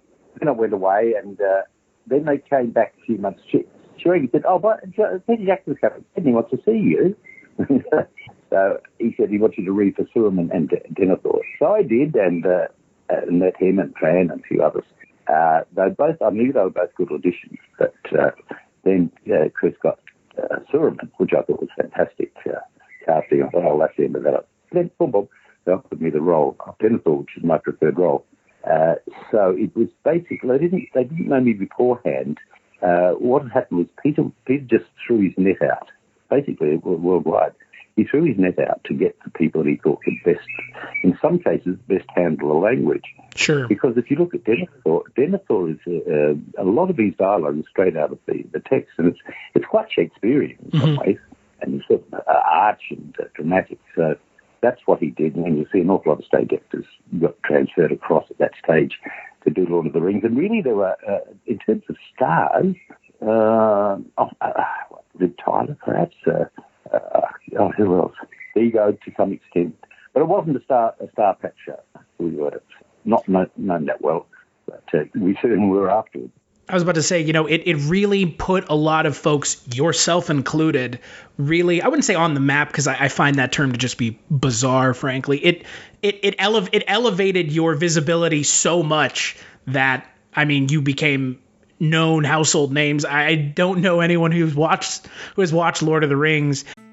Bugs crashing your pack's party? Whether they've got paws or sneakers, your pack deserves a home that's protected from pests. That's where Wondercide comes in. Plant-powered protection made with steam-distilled natural essential oils that actually work. It kills and repels fleas, ticks, mosquitoes, and ants without questionable ingredients or overpowering smells. Safe to use around kids and pets when used as directed. Lab-proven to work fast. And proudly made in the USA. We offer sprays for pets, people, homes, and yards. Plus, spot-on treatments, collars, and even shampoos. Whatever your pack needs, we've got it covered. Founded by a pet parent looking for a better way to protect her dog Luna, Wondercide's now protected over 21 million lives and counting. You might have even seen us on Shark Tank. Go to Wondercide.com and use code WONDER20 for 20% off your first order. That's Wonder20 at Wondercide.com. Wondercide. Protect your pack with plant-powered Wondercide today. Hello, my name is Kevin Tudor, and I'm one of the 3 hosts of Almost Major, a film podcast dissecting many major indie studios and the films they release. Every week, myself, Charlie Nash, and Bryden Doyle discuss overlooked, forgotten, or bona fide classic indie films via studio-specific miniseries. We've previously covered numerous films from Artisan Entertainment, Lionsgate Films, and New Line Cinema. Titles including The Blair Witch Project, American Psycho, Dogville, But I'm a Cheerleader, Saw, Requiem for a Dream, and Ringmaster, the Jerry Springer film. Anyways, we have a fun time every week, and we hope you will join us. Subscribe to Almost Major wherever you get your podcasts. Now proudly a part of the Someone's Favorite Productions podcast network. And your scene, the scene with you eating the tomatoes. I don't know who that hasn't made an impression on. And again, that, like you said, that role is so theatrical in its presentation in the book that, like you said, you need that theatricality, that you need that grandiose presence to be brought to the role. You've got to be very careful whenever you're doing stuff like that it's grounded in absolute truth. Absolute truth. All acting is grounded in absolute truth. So you can do all of that external stuff, but you've got to get to, and getting to the guts and the heart and soul of Denethor was a real struggle. In the films there wasn't too much spoken about him. I researched back through the books and through the reference materials to try and get a handle on the fellow. Then I made up some things that I thought helped me. For example, I made up that his wife Bindula, who he loved to death, had died in childbirth, giving birth to Faramir, and hence his disdain for this boy that cost him his wife. Those sorts of things were things I had to do. And also the fact that he was a steward, not a king, all that. So I did my research to get to the bottom of it and why he was such a broken man when we meet him. So terribly broken, really. It's sad. But he was tough. He was a tough role. And that scene you're talking about, when he says, Faramir says, would you rather that I had died instead of Boromir? And I said, yes, I wish that. That was so hard, mate. It was so hard, mate. It was so hard to pull that together because it's unthinkable to say that about your son. Right. It's not. It's what it felt like to me anyway. Anyway, we got through it and obviously worked. That scene, when I read it, you're talking about that scene. When I read that scene, I thought, oh my God, this is extraordinary. This is look, if Jackson gets this right, it'll be amazing. So I went in and did this scene, and I knew it was pretty impressive then. But by the time Peter Jackson had taken it and edited it and did the sound and so forth, and that the ride out, I thought, oh, this is astonishing.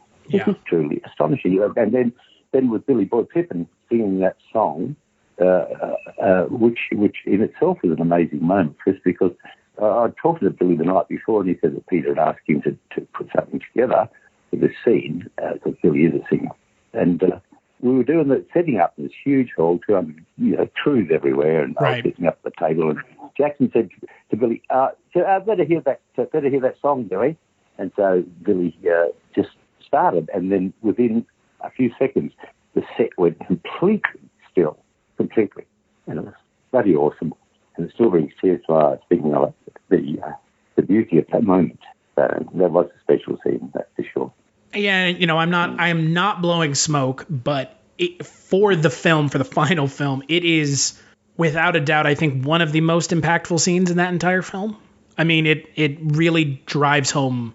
I think it's bold, and I think it's actually one of the best film scenes of its type ever. I really believe that. Not because I'm in it, but because of the way that it was structured and the way that Peter Jackson did it, really.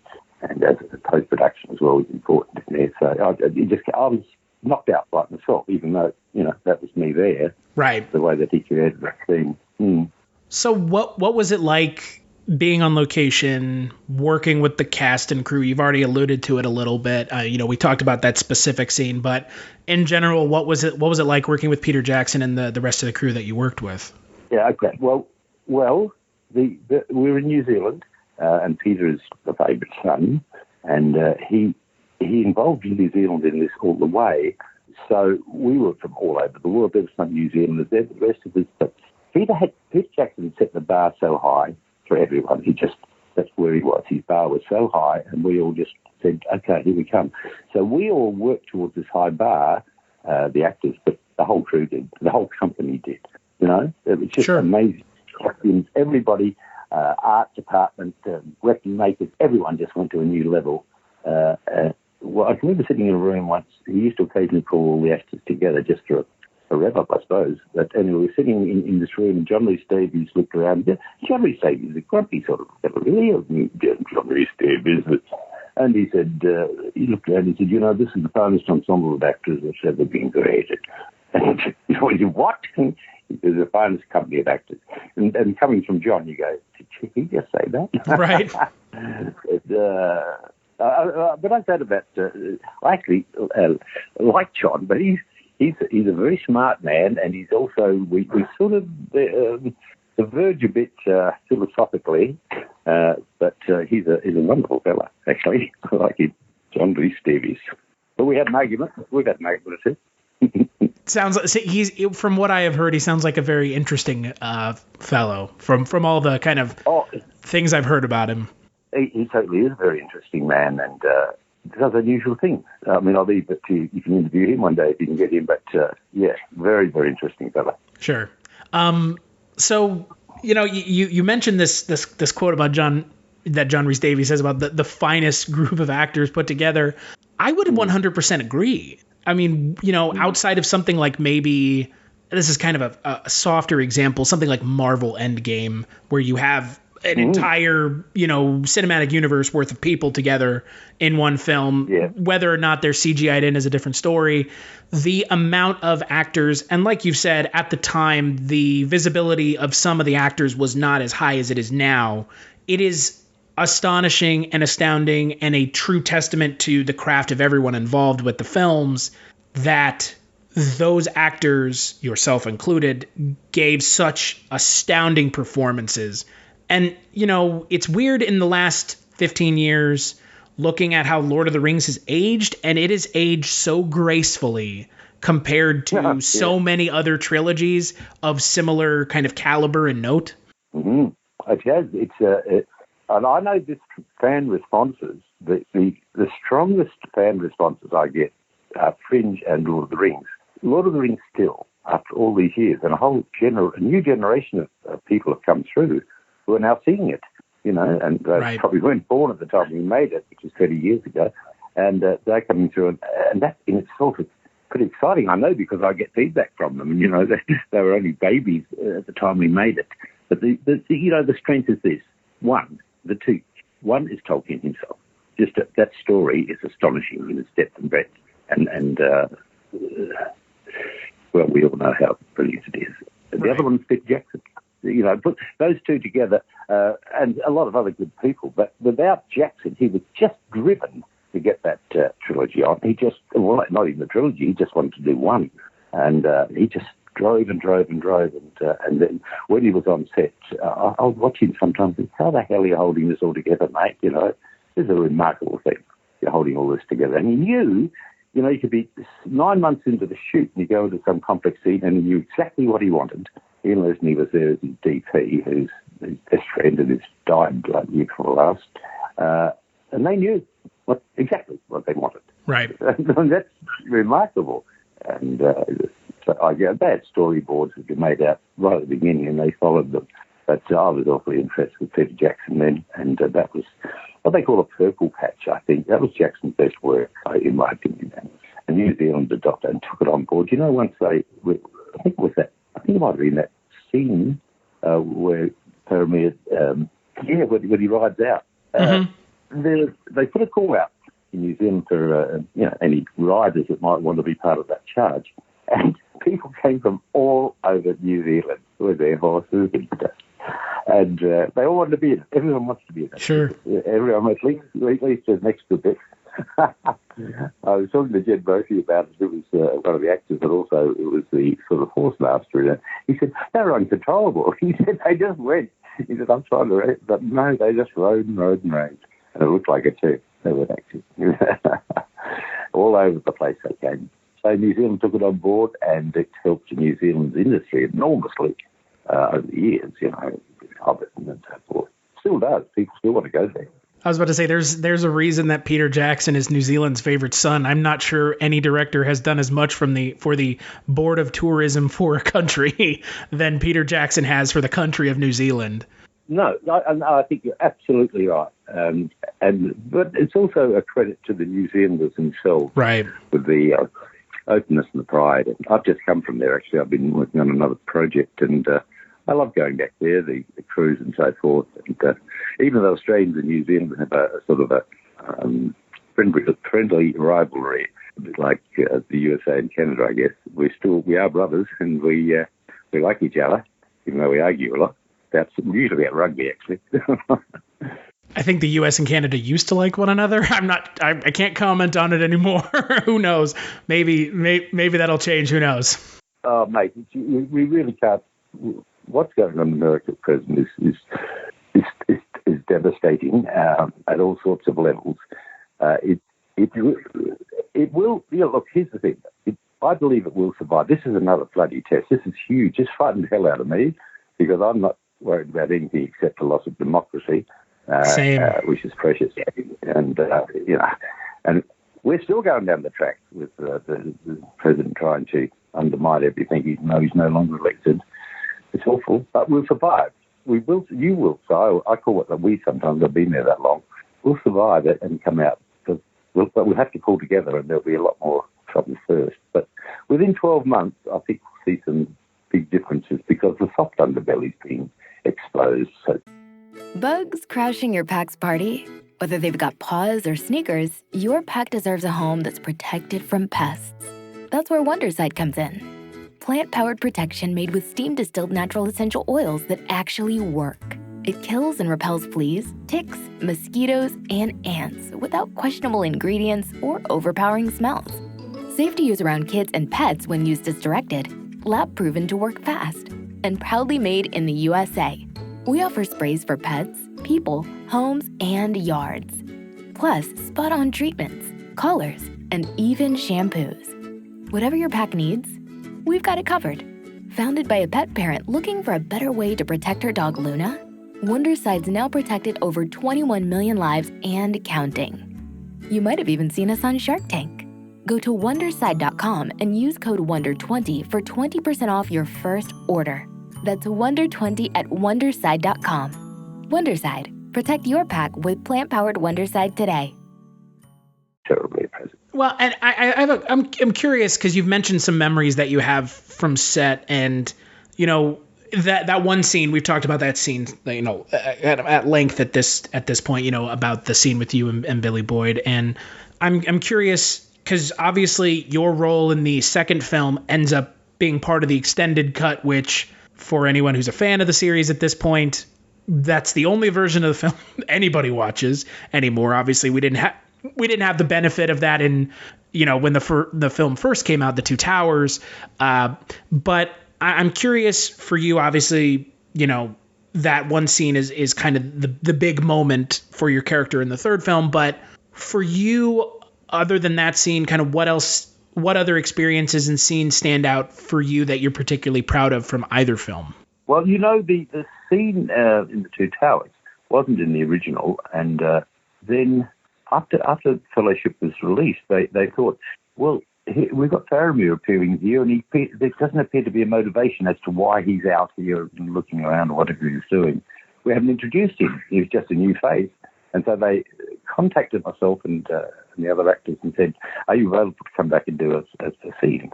So they found a time to give us all back, and it was that wonderful scene. Because I've never worked with Sean Bean at that stage, my son. And so that scene with Sean Bean, and so it was a fantastic scene. And I can remember the producer ringing me when the final cut was done. He said, I don't know how to tell you this, but that scene's not going to go in. And it was shocking to everyone. But they didn't know how much you can fit in 3 hours. But it did go back into the other one. And I remember that one, probably because it was so unusual. I always remember the first scene I did on it too, because I came in, I was the last principal in, so it was a bit nerve-wracking, and there I was with all of this heavy clobber on and stuff, and I was walking towards the burning place where they burn themselves. And the lines were, my first lines were, no tomb for Denethor of Faramir, no long, slow sleep of death in bond.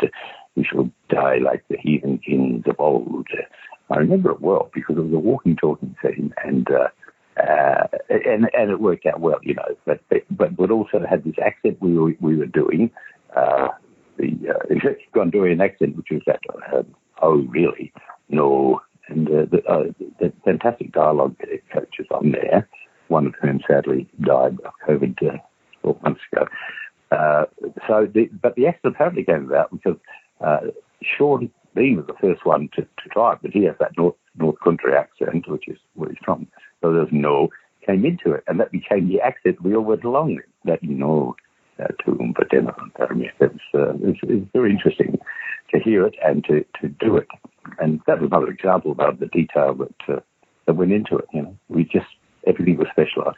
Wonderful stuff. So Sean Bean is to thank for the Gondorian accent because he's the first Gondorian that we see in the entire film series. That's pretty great. Yeah, and it works. Yeah, it has, like you said, it has to. Otherwise, it breaks continuity and the suspension of disbelief. Otherwise, it doesn't make any sense. That's right. Yeah. So that was good. Enjoyed that a lot. It's that attention to detail, right? It's just there's an attention to detail with the films that it's like listening to you talk about it now. It's still like exhausting for me to listen to people talk about it because it feels like I can't even imagine what that wait must have been like for yourself and for everyone else in the cast and crew being like, oh my God, what are we doing? This is an undertaking of undertakings. And we didn't know how it would go because there was a lot of people who were doubting us.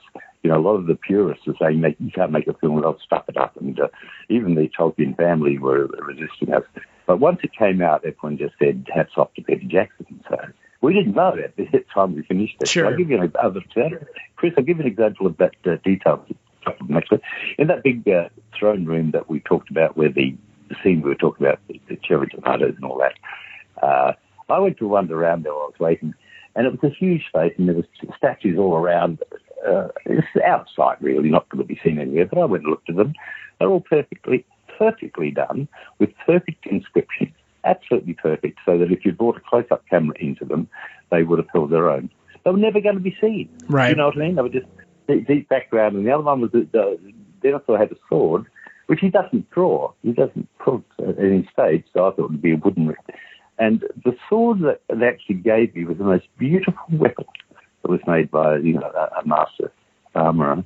Just beautiful, and that's an example also of the detail. I think that actually made none of the touring when they did some sort of display they sent around. Sure. And they made into there, but it was gorgeous, never to be drawn. So there's an example of it. You know, you hear about directors who they have the counterpoint to that, which is it's never going to be seen. Why should I worry about it? And it is that sentiment that you're talking about with Peter Jackson. It feels like a bygone way of making film, and that attention to detail is something that, like you've been saying, it's such a unique thing, and it's such an exciting thing for someone to be like, yeah, here's your character's sword, which you will never use, but here you go. It's made by someone, and they spent God knows how long making it. Yeah, and it lives on. There's sure, quite a few of those. I remember the guy that made the chain mail. His name was Carl, and props, and they were trying to work out how to get some realistic looking chain mail. And he invented a process, and this process required him to be in a plastic see-through tent with all these dreadful fumes coming up as he was linking this together. And I said to someone at one stage, I said, whoever made this, I want to congratulate them. And they said, I'd love to hear from you. So I went and saw him. But it was affecting him in terms of his concentration and mental stuff. It was fumes he was taking in jail, but he still did it. And it was real, and it was heavy too. So that's another example of what went on right across the board, mate, everywhere. Attention to detail, costume, everything. Dynamite. Yeah, maybe it's a past thing, but I think a lot of it's to do with being in New Zealand, being a sealed unit in some ways, and everybody connected. And sure. There's something special about that. Well, and you're not the first actor I've spoken with who sings the praises of the country of New Zealand. I was speaking with another actor last month who was talking about just the cast and the crew in New Zealand and the folks in New Zealand, and how welcoming and how appreciative they are to have, industry in, the film industry in New Zealand. And I mean, again, that's such a good thing to hear, especially for a country that has been, like we said, the visibility has been raised so much by the Lord of the Rings franchise, but at the same time, it's always been like that, apparently. Certainly since the mid-90s. Yeah. It's been like that. They made Xena there, Warrior Princess. Xena was made there, and that was one of the early ones. Samurai. But they learned the skills. They already had some bloody good directors and so forth, but it was tiny. It was a tiny industry. Right. But they started because of the exchange rate and the cost of things that people want to go to New Zealand initially. So an American company saying, "Oh, look at the exchange rate. We can get double our money there." That's the way it goes. That's why we travel all over the world. I was in Hungary last year because it's a lot cheaper to go there than to do somewhere else. You mean directors don't want to shoot films in Romania? Romania. I mean, they do. They do. You see all these films being shot in Romania and Bulgaria and all these countries because of the exchange rate. It is, and it also has opened those places up. I went to Romania the first time a couple of years ago to a fan convention, a fan conference. It was fantastic. That's amazing. Hopped in a car and went up to Transylvania and I hung out with Vlad the Impaler. Oh, sure. I loved it. I'm curious. You already mentioned kind of the situation with the second film, where you filmed it and then it was taken out and then it was put back in. What are your kind of feelings on the trilogy as a whole, and and particularly the films that you were in the second and the third one. Mm-hmm. Yeah. Well, the remarkable thing is the first one is a sort of folkish sort of a tale, really. The Fellowship is pulling it all together. Right. People were worried about the second one, The Two Towers, and thought maybe that wouldn't do the trick. But I actually loved The Two Towers. I thought it was, even before I saw myself in it, I thought it was a terrific thing. And then the payoff was, of course, Return of the King. That was the big payoff, which is why it won 13 Academy Awards.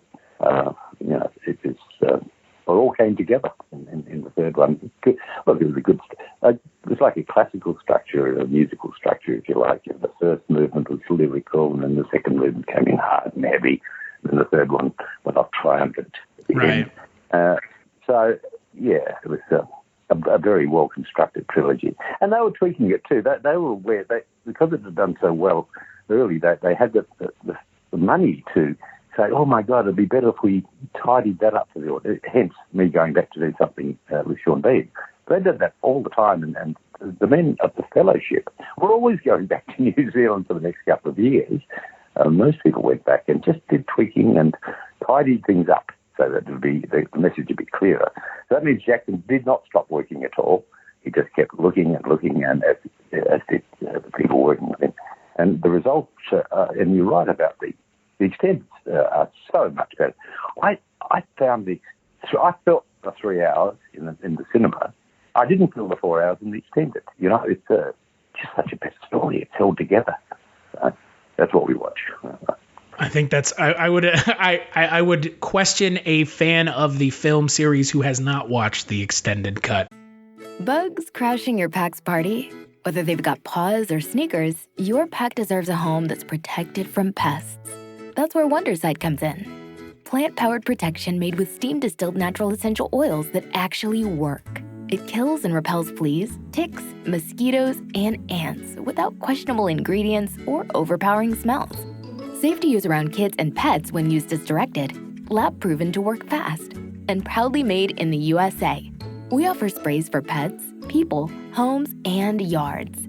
Plus, spot-on treatments, collars, and even shampoos. Whatever your pack needs, we've got it covered. Founded by a pet parent looking for a better way to protect her dog Luna, Wonderside's now protected over 21 million lives and counting. You might have even seen us on Shark Tank.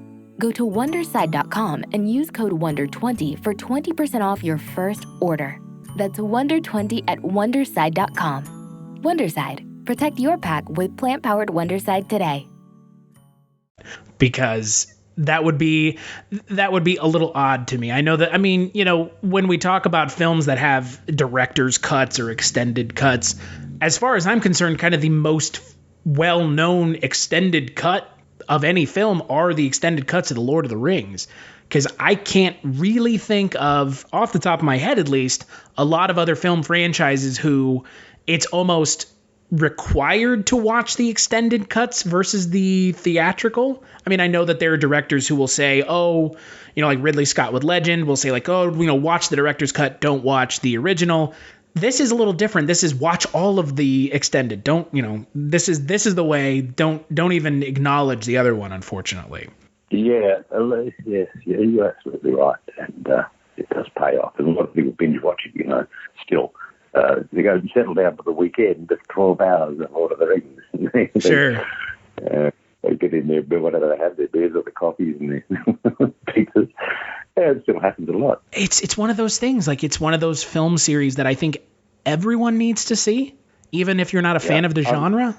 Doesn't matter. And the other thing about what Jackson did is he created stuff there with Weta. They created stuff that was it's still cutting edge. technically, special effects and so forth. And, Peter Jackson would go to Richard and he'd say, oh, mate, I've got this scene. I can't get that impression that he's down there. What can you do?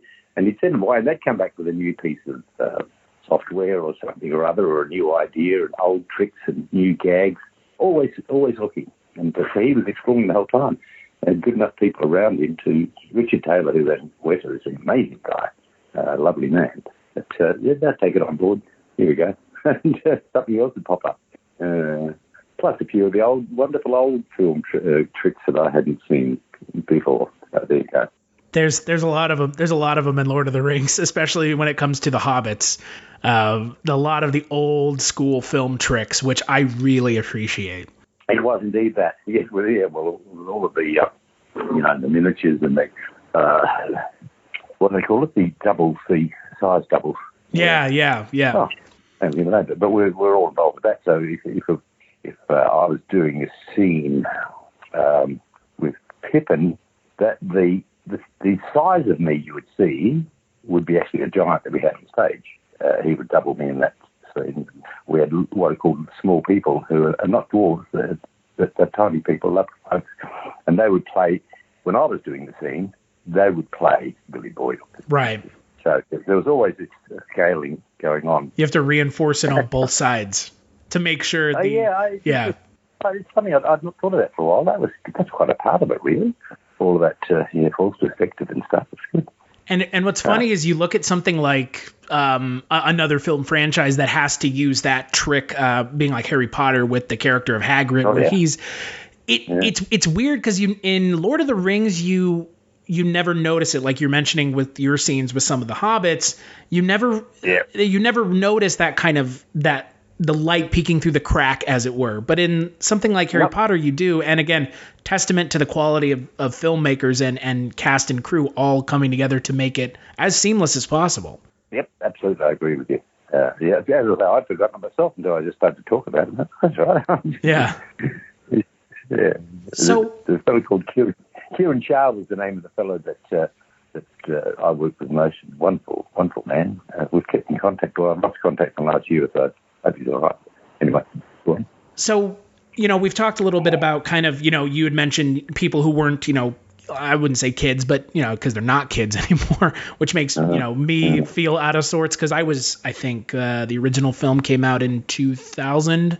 So I was 10 at the time. And I was showing my own, personal age. I mean, I remember watching The Fellowship of the Ring in theaters, and it was a packed house, and people were whooping and hollering and they were having a great time with the movie. And, like you mentioned, 20 years later, the longevity of the franchise, in your opinion, we've touched on it a little bit, but in your opinion, as someone who was on set, and as someone who was in the film in a very memorable role, what would you ascribe the longevity of the film franchise to? What would you ascribe that longevity to? Well, okay, it's pretty simple actually. It's to do with the story. It's to do with the quality of the story, and we're in the business of storytelling. We use all sorts of special effects to help us, but we tell stories.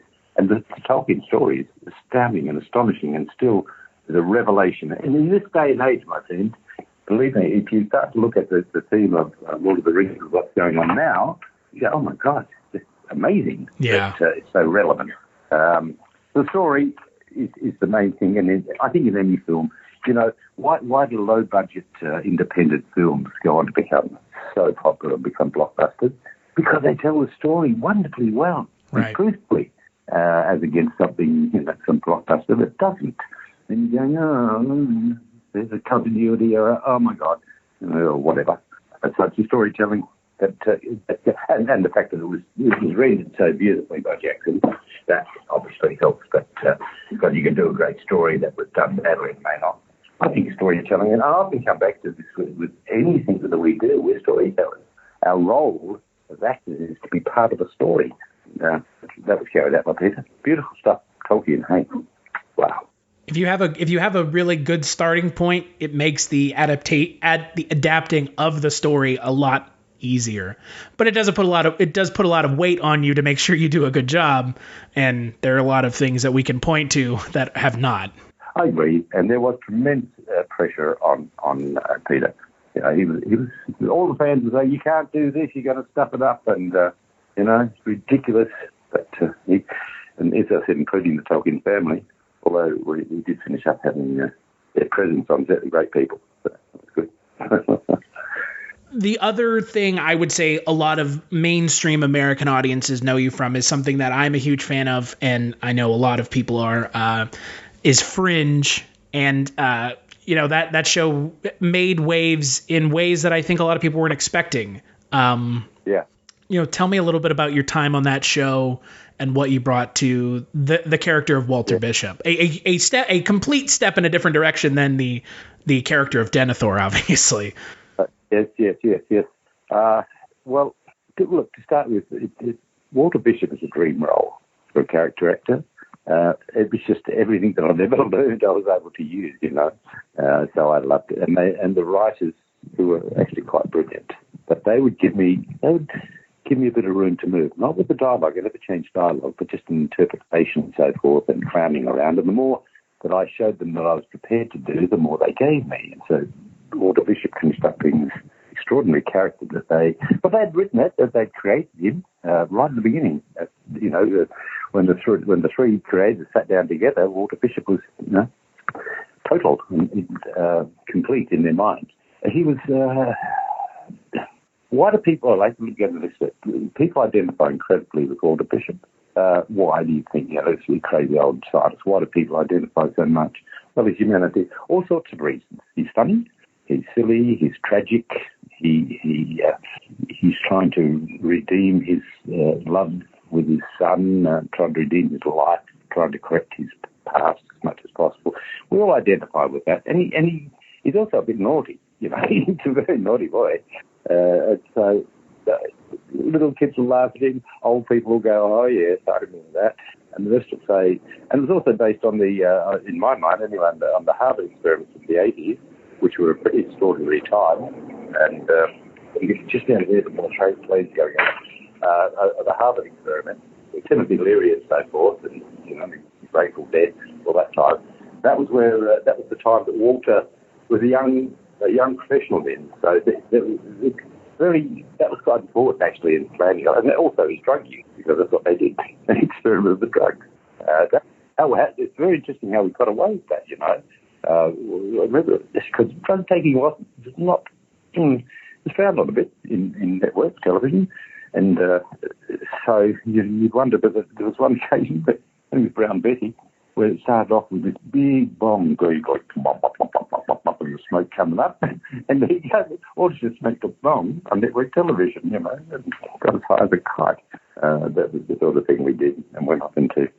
But they used to do things like say, "Oh, you better go to the studio because you're going to have to sing the episode next." What do you mean, what to sing? Yeah, you got to sing. So we'd all go and put down some tracks. That was for Brown Betty as well. Or you got to dance or something. I loved it. It was a gift. It was a gift to me.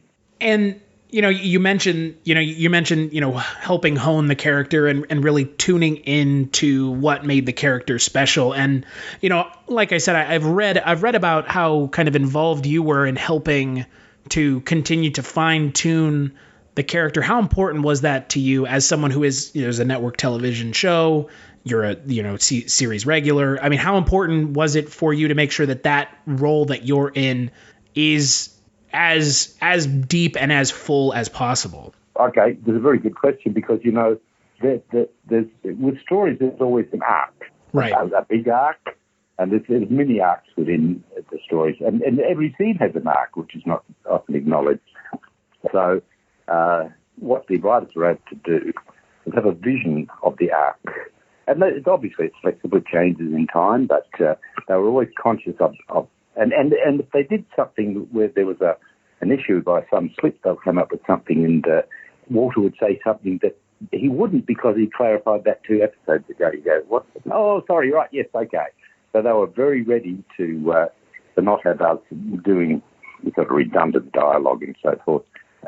Similarly with the science, I used to say to them, because I'd read pretty widely on this the science, I just said, look, Walter will do anything that's feasible within theoretical physics, anything, and we were dealing with all the universes and so forth, so commonplace now, but don't give him bad science to do. Some experiments that a year 10 kid would pick up on, and if you're going to do it, make sure he's really stoned when he does it. So they did, I had still a few silly ones, but I always managed to get away with them. But generally they said, no, we can make this feasible within science, and that satisfied me enormously. Put pressure on me, because the dialogue was quite difficult a lot of the time, but I loved doing it. I just loved it. because it was so truthful and so rich. And the relationships that were established to Jackson and Josh and the father-son with Josh Jackson and I and Tor and Jessica Nicole, really good relationships which we sustained over 5 seasons. That's a real tribute, I think, to the actors, but also to the writers. I would agree. I mean, Fringe is one of those shows, similarly to a show that's actually ending this evening, Supernatural, where it's... Aha, is it really? I'm shocked. I remember watching that show when it premiered 15 years ago. Oh my God. Yeah, it's one of those shows that's been kept alive by the fans. And I mean, Fringe was the same way. I love that about the fan base of shows like Supernatural and Fringe, because it resonates, like something about the show, and it's not something with Fringe, it's the relationships, it's the characters. It resonates so much with the audience that they want to see more, and they're so vocal about seeing more that they will raise hell to make sure that they see more. You know, they were when Fringe during its major run, it did okay, but it was never a big hit. So there was doubts about getting a fifth season, and they were just tossing up, and the fans got wind of it. This is the early days of social media, by the way. Sure. And they ripped into Fox. They ripped into them and said, "You can't do this," and really put pressure on them. And Fox loved the show anyway. They said, "Oh, okay, then we'll give you another one." But it was the fans who said, "No, we love this," and that's gone on now. And it's still all the time people are watching it. And I know this because of the feedback I get. Are still watching the show now. It's one show that they said it's one show that we can all watch as a family, from the little ones through to the grandmas. So everyone found something in it for them. That's quite a tribute, I think, to the show. I would agree. Yeah. It's like kind of like Lord of the Rings in a way. Anything that kind of bridges the gap between the younger and the older generation is I mean, it's something that really needs to be venerated for being able to do so, because there's so much in entertainment now that feels more like for a specific audience and less for everyone. And I know that there's something to be said for both of those things, but being able to do both and still be entertaining. Yeah, it's very transactional, a lot of it, to use the term that I use about the president. It's short term to fixes, but those stories are huge, and they transverse. They get beyond that, as you said. They'll travel as long as people watch television. You'll find something in them. They won't age particularly. Well, Lord of the Rings already aged. But Fringe, like ages, it is what it is. You know, I suppose I don't even know if our costumes will age. You know what I mean? Right. Well, and it is in now a pantheon of shows like the X-Files, like Supernatural, that all scratch the same itch, and that's not a bad group of shows to be part of, because those are three of them. Fringe, X-Files, and Supernatural are three of some of the most successful science fiction television shows of all time, outside of Star Trek. All time, they're extraordinary. I'm very happy to be in that company, I must say. Fringe is quite comfortably in there. Because they're all different, though. They said, "Oh, this is a new X-Files." No, it's not. It was different. Right. I think that turned a lot of people off, too, unfortunately, because it's not the X-Files. Yeah, initially, anyway. Yeah. Yeah. So anyway, it is what it is, and has been. But I know the fandom, because as I say, I get stuff from fans all the time, and they love it. They love it. They still ask me specific questions, and Lord of the Rings, they always want to eat a tomato or something or other. This year has been, because of COVID, unfortunately, it's been rather devoid of new entertainment. So the things that did come out, like The Boys, which is a fantastic show, got even more eyes on it because there's less things for everyone to collectively watch and talk about. Yeah. God, a number of people saw that. Amazing. Yeah. I only did the one. But the amount of feedback I've had from The Boys is astonishing. It, as you said, it's become one of the shows to watch. Oh yeah. And I also did The Hunt last year. That was one with Pacino the year before. Right. That was another one that came out last year, I think. But I had, and I can't tell you the name of this one. I was working on another one in New Zealand that we had to stop. So we've just gone back I've gone back and completed my stuff on that, and I'm not allowed to say anything about what it is, but it'll be right up our alley, I can assure you, when the time comes. But it was good going back there and doing that. But that was kind of crazy because I was in New Zealand and then they wanted me to do the boys. And so I flew back. I had to do a one-night gig with the Austin Opera and then went up to Toronto, did that thing, and I was due to fly back to New Zealand the next week, and then someone had an accident. They said, we'll hold it for a while, and then, of course, COVID happened. So that'll be, at least, I don't know when it'll be released, but it'll be big when it is. It's a Netflix thing. Sure. And I've got a film to finish back in the States, which I started, and which is also terrific. But I can't even name that. It's up in the horizon. But it'll be a big one as well. So those shows have both stopped. Fortunately, I do some voiceover work and voice a character in an animated show. So I was able to do that despite COVID. You know. Sure.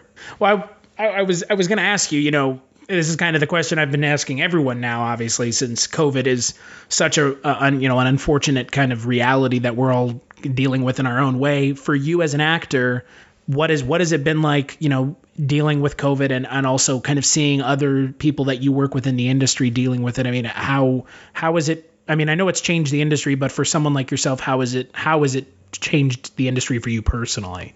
No, probably not a great deal. From my point of view, I've got, well, look, the 7 months I was, more than that. Anyway, from January to September, halfway through September, I was basically in isolation in America because we were, you know. Right. That was interesting, very interesting period of introspection and tougher times, but I enjoyed it very much. Professionally, I thought I wasn't sort of desperate for the next role to come along. And if it will, and if it's a good role, I'll do it. But I think I'm not as desperate as I was when we had, you know, 3 kids to feed and 10, you know.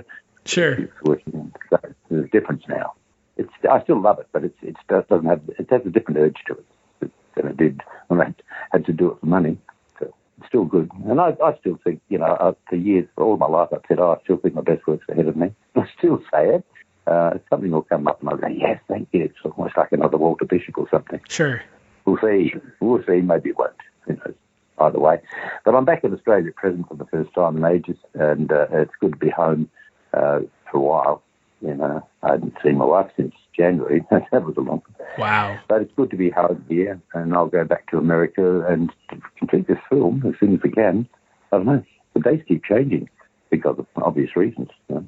Still, it'll go on. Look, I'll keep doing stuff as long as I want to. Sure. And then the day will come and I'll say, no, I don't think so. I think I can do something else. But it's not there yet by a long shot. Well, that's good to hear. I mean, as someone who is a fan of your body of work, I mean, I'm glad to hear it. You know, the world would be a lot less bright without someone a caliber of actor as yourself working in Hollywood, or working in the industry. That's a lovely thing to say, Chris. Thank you. I really appreciate that, my friend. So my last question to you is a Lord of the Rings question, but not really. Very few actors get the ability to play themselves on screen. And you obviously played yourself in DC's Legends of Tomorrow. Oh my God! During Lord of the Rings, if I'm not mistaken, in the episode guest starring John Noble, which on top of everything else, your name is a title of an episode of a TV show. It was. I was voicing the big bad in that. Malice. In that show. Yeah, and anyway, that was also the crew that I worked with for 4 years up there, so I knew a lot of them. However, they were trying to work out how to get past this particular problem, and it occurred to the writers that he could travel back to New Zealand in 1999. He could have a talk to Denethor and trick him into doing what he did. And so that was the rather genius idea, actually. So they said, "Will you do it?" I said, "Yeah." And I went up there and it was a wonderful. Look, it was one scene. I don't even know how much dialogue I had, and I was allowed to make some of it up. I have to tell you some of the dialogue. So I said, well, he'll be certainly speaking with an Australian accent, so it'll sound different than Denethor. But it was great fun to do it, and it's just one of the bonuses, man, to have something like that come along. It's just glorious. I loved it so much. Well, it was funny as someone who watched the show, watching that scene and just thinking to myself, like, boy, this is a hell of a deep cut. Like, you guys are like you said. I mean, they had a problem and they had to figure out the solution to the problem. The solution to the problem I found, and I was so tickled by it because it was just. It's one of those things where it's like you're going back to reality with this TV show, and that really grounds it more in reality than most people would think it would. But then tying back into something so well known as Lord of the Rings is just, it's genius. I thought it was genius. When they came back to the idea, I said exactly that thing. That's genius. I mean, seriously, from a writer's point of view, and it was fun doing it. I would say, what was it like walking back into on screen in the costume of Denethor? I mean, it must have been kind of surreal, right? It felt like yesterday, to be honest with you. Oh, really? And the wardrobe and makeup people did a fantastic job. I mean, matching that wig to start with, which they did so well, in the costuming, is a credit to them for that one scene, and I appreciated that a hell of a lot. So I didn't feel that much. I didn't have any chainmail on, I don't think, but the rest of it, I did. It felt like yesterday. I felt comfortable in it, and I felt it was so cheeky, to have this. The circumstances were so cheeky, coming up and knocking on his caravan, his trailer, and saying all that. So we got it fun, and there's a few other outtakes that or see that in use where I was trying some different things and clowning around, which I enjoyed doing. So it was that was good. I loved it doing. Yes, that's right. It's what it's called.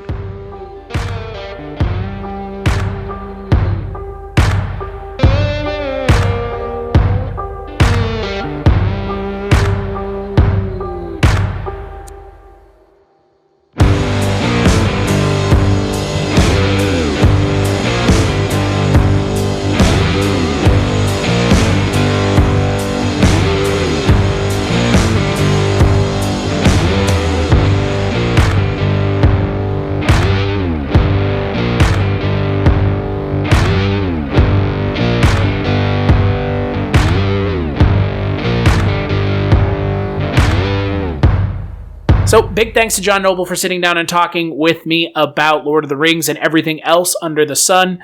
Jess, I'm curious, does the last hour of Return of the King overstay its welcome for you? Absolutely. What about you, Mike? Absolutely. I don't know how else they could have ended it. I mean, at least the war is over, because I really didn't need to see them going back to the Shire and then having to face Sharky, and who's, oh, by the way, is really Saruman, and have all that shit. I mean, so is the Necromancer. I didn't need all that stuff. I didn't need all that. So I know that, okay, yeah, it's got too many endings. That's like the thing that people say. But again, I don't know how else you could have ended it. And I tear up when they're going on the boat and visiting the West and all that stuff. And it works for me. It works. So I'm of two minds here. I'm curious, Jess, why it overstays its welcome for you. And then I'll give my kind of feeling. So why does it overstay its welcome? I mean, honestly, I think that this is it's just my personal taste. I find that the very last ending, where should it have ended for you, I guess? I think it should have ended after, like, everybody has their reuniting, like, we've done it, woo! Then maybe it can end after Sam gets married. Fine. But I don't know. It's more of the same, like just too cheesy, schmaltzy stuff for me. And I know I have a cold, mean heart. But I can do without all the prolonged, longing looks everybody gives to each other. And I was half waiting for you to say, and then Sam starts going down on Frodo. I mean, don't. I can't live with that in my life.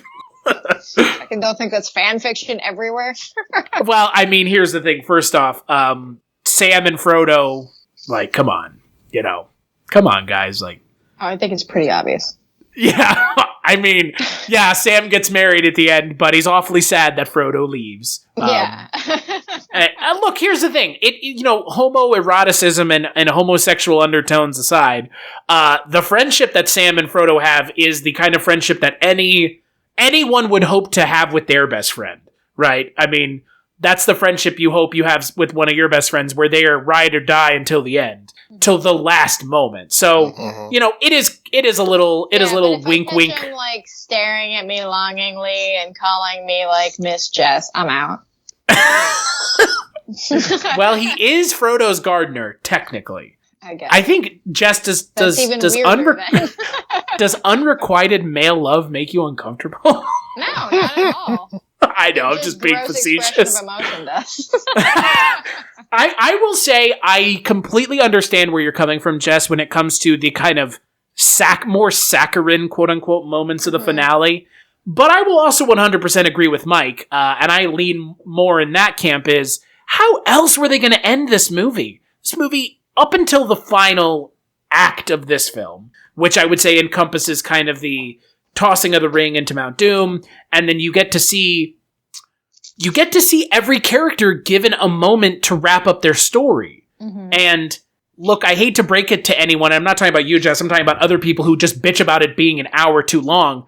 There are like fucking 14 characters at least in this movie. What did you want? Because you know what happens if you don't give every character a wrap up. Then you have some shithead in the, on the internet going, what about Gimli? He didn't get an ending. And it's like, oh, okay, well, fuck you then. So but you see, can't. None of that is my problem. It's just the boat stuff. What boat stuff? It's just the boat stuff. Where they're sitting at the boat. Where they just go off to the boat. But like, what's wrong with that? How else do they tell that story? I think you just don't like. I don't think you like schmaltz. I don't.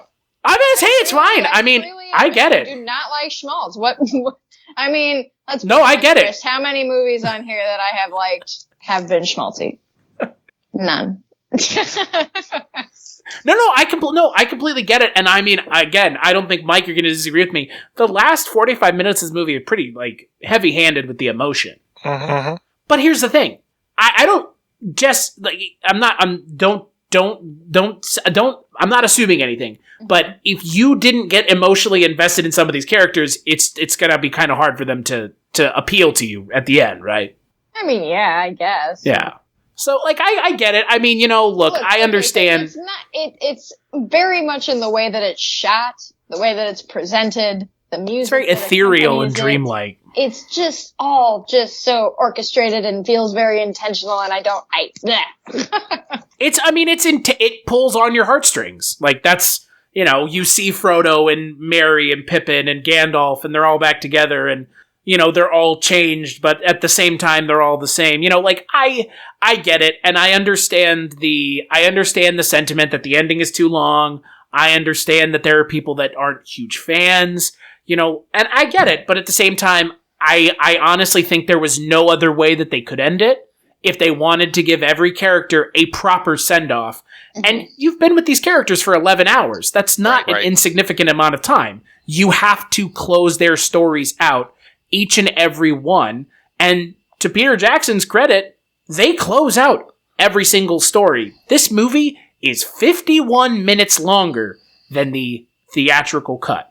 It is the longest of the three, and I think as much as 4.5 hours. Yeah, as much as this is not my favorite one, and I do understand the issues with the finale, I don't think there's any way to do the finale and it not be an hour long. Mm-hmm. I was very sad at what they ended up cutting from the theatrical version, because from the extended version, for whatever reason, this is the one that I remember the most stuff that was different. Like the idea of the Mouth of Sauron. Like, I really like the Mouth of Sauron, and, it was Bruce Spence under that makeup. I love that guy. And it just was such a nice, horrible moment, especially him throwing that mithril vest at Aragorn. It's just like, oh, okay, this is cool. You're really robbing these guys of their hope. That was great. And then the death of Sauron was, if memory serves, that wasn't in the theatrical version. It was not. So again, there's like this other weird loose thread out there. You know, you're talking about wrapping up stuff, and it's just like, well, what about Sauron, guys? He's still out here. Well, and that's where the Grima redemption arc comes from. Right. That is completely unnecessary. I didn't know who played the Mouth of Sauron until I looked it up this time, and the fact that they have Bruce Spence in this movie is pretty great. Oh, yeah. I mean, when you think about it, he was in the Star Wars trilogy, he was in the Matrix trilogy, and he's in the Lord of the Rings trilogy. And he was in I, Frankenstein. Nice. Yeah. Well, God, I, Frankenstein just wins it all. That would have been the extended universe from Universal Pictures, the Dark Universe. Oh. You guys remember that? Universal has a pill that they could give you free so that you could forget.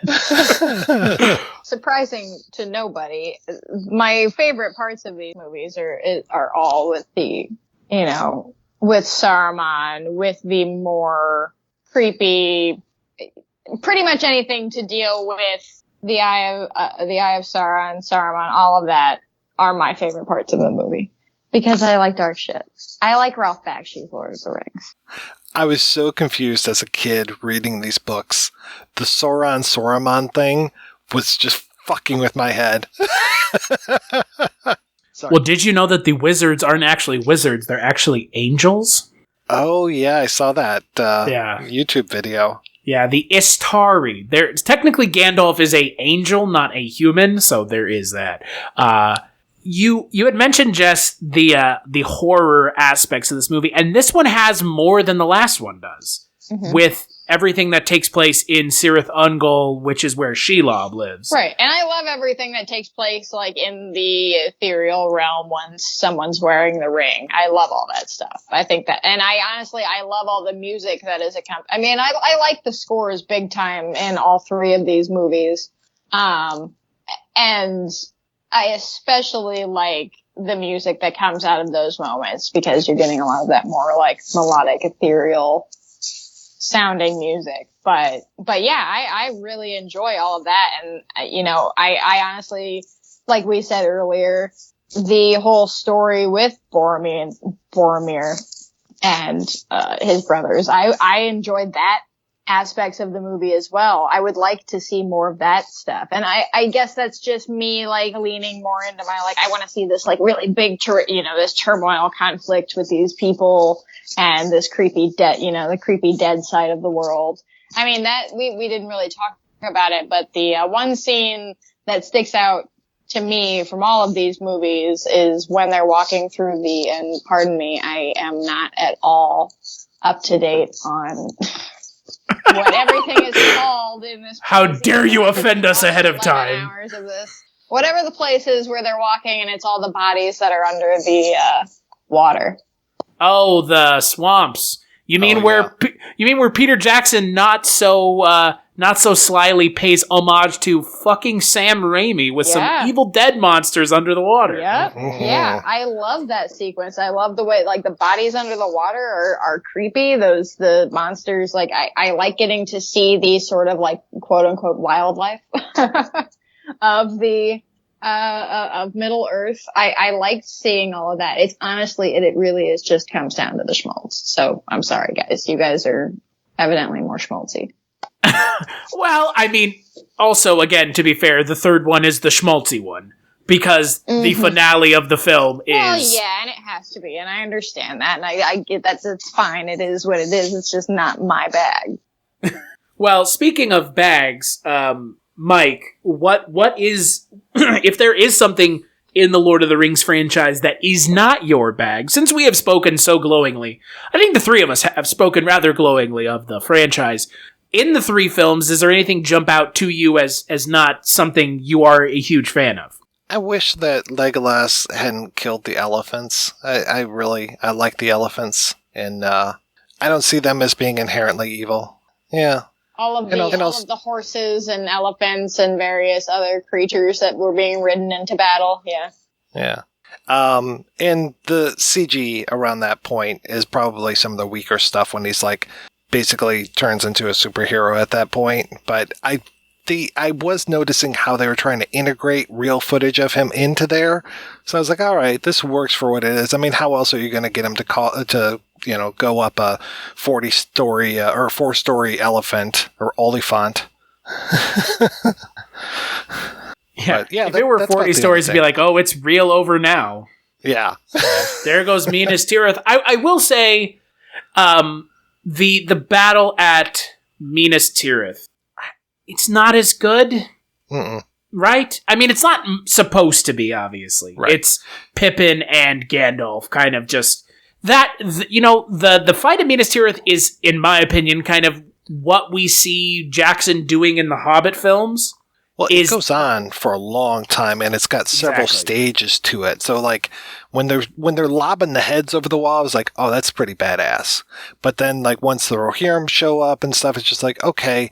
And then it goes into the dead stuff, and then, like, I do like the no man can kill me, all of those things with Éomer and stuff, but I'm not sure why she had to die at the end of the movie. I kind of wish she hadn't, but when I was a kid, I literally just skipped past all those parts. Wait, who dies at the end? Éomer? Éowyn doesn't die. Éowyn, I'm sorry. Éowyn doesn't die. The Miranda Otto character? No, she marries Faramir. Yeah, she dies for a minute and then they bring her back, and I didn't understand that. Oh, they brought her back? I just because she has that scene with Faramir after. Oh, wow. It's like immediately after. Wow. The handling, the issue, if you want to talk about issues that I have, is the handling of the female characters in Lord of the Rings. Look, I know this was written at a time when, and look, men still have a hard time writing female characters. That's an understatement. It's unfortunate because, I mean, I as you know, Mike, and some of our some of our listeners may not know, the love story between Arwen and Aragorn is actually in the appendices. It's not part of the actual narrative of the story. And, they handle... We need that romance. Well, yeah. Well, they actually did that for that sole reason, to try to bring female viewers into the film. Little did they know it was Orlando Bloom. Also, little did they know women were just going to show up anyways. Right. Like, wow, women like these stories. How about that? Yeah. Wow. The handling of Éowyn's character is a little weird because she is clearly lusting for Aragorn, and then he kind of lets her down, sort of, and as best as he can. And then her character kills the Witch King, and then she meets Faramir when they're both healing up after he almost dies thanks to his father, and she almost dies while fighting the Witch King. And it's like one scene, and we're led to believe that that's like the beginning of some budding romance. Mm-hmm. And it's like, you put all this time and effort into this character, and she doesn't get an actual ending. And that's a shame, because Miranda Otto as Éowyn is really good. She's actually a really well-written character. She's not given enough time, but outside of the kind of weird love for Aragorn, she's a very well-written character. She gives a shit about the hobbits. She gives a shit about her father. She's not her father, but essentially her father. It's a shame, because the female characters are rather one-dimensional. No, yeah, absolutely. Especially Arwen. I mean, there's Galadriel, but... Well, Galadriel has a weird role, right? Because she's in the first movie for like 5 minutes. And she's there essentially to be tempted by the ring. Uh-huh. And that's it. It's kind of like to be all like telepathy lady. Right. It's also, And another... Because she can't watch. Well, Kate Blanchett. The biggest issue I have with the Lord of the Rings series is the treatment of Gollum in the third film. He fucking disappears. Yeah, he absolutely does. Well, until the first end. Well, first end. Until we get to the main, goal of the movie. It was just a shame, because Gollum is such a big part of the second film. And then for him to be, not part of the third film as much, when the intro scene of this film is the Gollum prequel that nobody asked for, but yet makes him a sympathetic character. Mm-hmm. I guess. I don't know. I don't think so. I think that he, it seemed like they were too... Okay, so is he a hobbit or is he not a hobbit? He's like a hobbit. Yeah, They're he's... similar race. But not... A river folk. Yeah, river folk. So I don't think the river folk were short like the hobbits are. Right. Not quite, yeah. Yeah, he's a little bit taller. I mean, he did just like straight up murder his friend. And also, here's the thing. I don't like that he does the voice when he's in his normal form. I wish that would have been something that like had gotten kind of like more degraded over time. Rather the than Gollum just voice being does. Yeah, It's the Smeagol. I get it. Yeah. It is a little jarring to see it looks weird. Yeah. Yeah. Because it's very obviously like it's that voice, and then when it comes out of him as his more human-like form, it just is like, ooh, that's. I feel like it should be like maybe a couple octaves lower, and then kind of like get more like maddening as he gets more obsessed. Well, and then another thing that always irks me, I don't know if it irked y'all, was the Gollum transformation is oddly terrible, like prosthetics. He looks like the Cat in the Hat to me. Right? He looks really weird. His like face, it looks like he got stung by a big bee. His like face is swollen. Right. And again, it looks like it's part makeup and then they add CG to it to like, I swear you can kind of see it move when it's on screen. Yeah, it's super weird. It's the lead-off scene for this film, and it's bizarre. Because like his head is like, he looks like Johnny Depp is Whitey Bulger, kind of. He looks kind of like an alien almost. It's fucking weird. I've never understood it. I'm glad that they gave Gollum a little bit more of like a sympathetic backstory, but not really, because again, to your point, Jess, he straight up murders Deagle. Right, yeah. But he is. It's like, again, because the ring is, the thing that bums me about these, the movies don't do a good enough job of telling you how big of a problem the ring is of in and of itself. I think it is dependent on the person. The more, willpower, the more, however people want to classify as being like a more in control person, whatever you are, elf or whatever. If you're more in control of that, I think you're more able to pass the ring test, which is why I argue that Smeagol was not inherently a good person, because I think that he was extremely easily corruptible, and I think that that's inherent in him. Yeah, but he still led Sam and Frodo almost all the way to Mount Doom. But to what was his specific goal? That's what that's what we never know, right? Because we don't get to see Gollum with them past Shelob, because that's kind of to get the ring back. Well, that's Gollum's. Well, that's Gollum. That's the thing. Like in Return of the King, it seems like the Smeagol side of Gollum leaves, and that is inherently less interesting because, like you were mentioning, Mike, that scene in Two Towers where you have this internal struggle made external. And that is so interesting because it's so well done. And in this film, it's, nope, I'm Gollum, I'm a bad guy, and I'm treated as a villain. And I think that that's a failing of this movie because there is some of that internal struggle still left to be mined.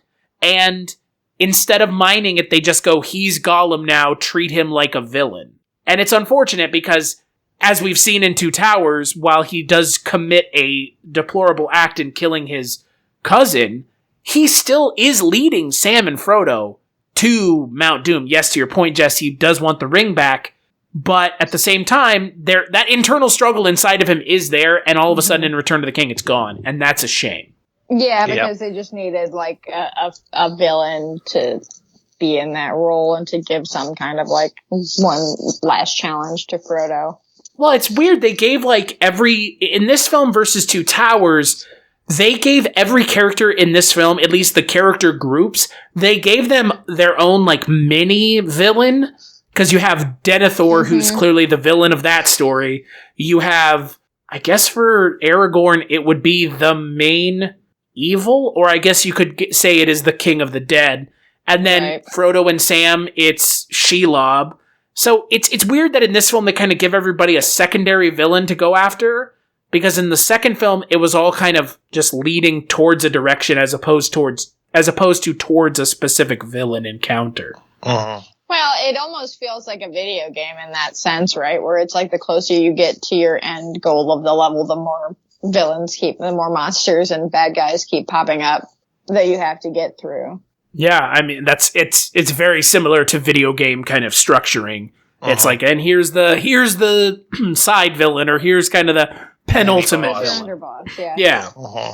But I think ultimately, though, when you look at the third film, I'm curious where y'all come down on it. Of the three, was this the one that deserved all the praise from the film community? I think they knew they had to give it something, and it made sense to wait until the end. Especially, Yeah, I kind of feel like the award is not necessarily just for this movie. Right. I think that it's for an overall. I mean, yes, obviously it's the Oscars. They have to give it to one singular movie, but I think that they're taking into account the other movie. They were taking into account the other movies and overall just the Lord of the Rings story, as it were, in film franchise. Yeah, I would have to agree. I definitely don't think it was for this movie alone. No. But this movie is good. I mean... Yeah, I would agree that the second one, though, is probably the one that I would land on. That is my favorite. Is it weird that the second film in this franchise is also... I mean, where do y'all come down Star Wars? Empire, right? That's the best one? Yeah. Yeah, I'm an Empire fan. Oh, yeah. It's kind of weird that this is the same way, right? Yeah, Well, it is strange. You know what? I don't think so, because I think that it makes sense because beginnings are always setting up and they're always a little bit more dragging and, things like that. Endings are hard. It's hard to end any story, let alone a story with a ton of characters in a mythical world with all these new, rules that you made up. And I think that the second one is sort of like the porridge that Goldilocks picks, where you just kind of get to have fun in the story and just be in the story, because you're not setting anything up really, and you're not trying to end anything. You're just in it. Yeah, I think for at least the second film in this series, it feels less like boom, and we got to hit this note, and we got to hit this note, and we have to hit this note. The first movie and the third movie feel very much, especially the third movie with the ending, it's like we need to hit every single one of these notes. Every character needs to be wrapped up. Even Elrond and Galadriel get character moments in the third film, and they are minor characters in all of the films, and yet they get a character finale. And so does fucking Bilbo. Bilbo gets a character finale as well. And you have to hit all those beats, and as opposed to, like you said, just kind of operating in a little bit more of an open sandbox to play in. Mm-hmm. But again, this movie got nominated for 11 Oscars. It won all of them. Movies don't do that anymore. I'm not saying that it's some great achievement, but it's a fucking genre film winning the highest prize in film. That never happens in and of itself. Like a Lord of the Rings film, a film with goblins and orcs and magic, won the Best Picture. Well, okay, but what were the movies? So it was nominated up against Lost in Translation, Master and Commander, Mystic River, and Seabiscuit. Okay, yeah, that sounds about right. To be fair, though, Mystic River or Lost in Translation would have won if Lord of the Rings hadn't been there, because those are pretty Oscar-baity movies. I like Mystic. I did not like Lost in Translation. I did not like it either. I did not watch Mystic River because I read the book, and it was just like, had somebody just come along and just punched me right in the crotch, it would have been about the same feeling. That's fair. And Seabiscuit is boring. And so is Master and Commander. Yep. To answer your question from before, Jess, this is the same year that Johnny Depp is nominated for Curse of the Black Pearl. So, the Lord of the Rings movies and those adventure movies of the early 2000s. Yeah, they those two movies, Lord of the Rings must have come out the same year as the first Pirates of the Caribbean movie. So, well, they were making them for a long time because, like I said, I want to say that aren't they? The Lord of the Rings movies. Oh, I thought you said Pirates movies. No, I'm saying pre-production and production took a long time for that, because I want to say I saw that little teaser in 99. So, and for Lord of the Rings? Yeah, and that's after they were already filming stuff. Can you imagine the pre-prod on this? I mean, when we just talked about the Frighteners, when was the Frighteners? Because that was 96? 96, yeah. and then the first one of these comes out in 2001. So that's 5 years between those two. And according to Grant Major, I mean, they pretty much rolled right from The Frighteners right onto Lord of the Rings. He was saying that Jackson wouldn't say what movie it was, though he did say at one point he actually said that it was The Hobbit, and then eventually revealed it was Lord of the Rings. Yeah, and then you have Harvey Weinstein essentially saying either make it a one movie franchise or we'll fucking fire you to Peter Jackson. And Peter Jackson's like, fuck you, you're not going to fire me. I'm so glad that New Line got it and not Miramax. Yeah, me too, because, I mean, anytime I watch these movies and I see Bob Shaye's name on them, it makes me laugh so fucking hard. Given that they were essentially on death's door and then, he mortgaged his goddamn house to make Nightmare on Elm Street. Yeah. And then we have Lord of the Rings. There you go. Yeah. But before we close this out, Jess mentioned it a little bit. I think we would be remiss if we also didn't mention Howard Shore, his work on these 3 films. Oh, God. Well, that was Mother of God. Sorry to kind of take us off track a little, but it is important to this. Everybody... there are themes, there are musical motifs that run through this. I love the Ring theme. I do too. Sauron's theme. I love like the Hobbit's theme, all of these things. And when they play off of each other, it's all beautiful. And then you watch those Hobbit movies and they just kind of like pick tracks and throw them under things. And it's like, wait a second, that isn't the right theme that you're using in this particular scene. It's just like this grab bag of music as opposed to like how careful they were in orchestrating the Lord of the Rings. And when that music comes up at the beginning, I was especially like the Two Towers, and it's just that ring theme to it. It's just like, oh, this is great. And I love it. I love his music for these. I like Howard Shore a lot in general. Oh, God. Yeah. The amount of leitmotifs in this film it's insane. I was reading, Wikipedia claims 85 to 110 leitmotifs, which is a lot. That's more than all of the Star Wars series has, which is nuts. So leitmotifs, if you don't know, are like what you guys are talking about, these like short themes, right? These kind of like themes that you can throw in, like in Harry Potter, they have Harry's theme and Ron's theme and Hermione's theme. In Lord of the Rings, every character has one. And it's amazing, like you said, Mike, the ring theme is the ring theme, and I guess what they would call it just kind of the main theme. The kind of I would call it Frodo's theme, but it's not. It's the thing from Lord of the Rings that you all have heard of. It's Concerning Hobbits is what it's called, is the piece.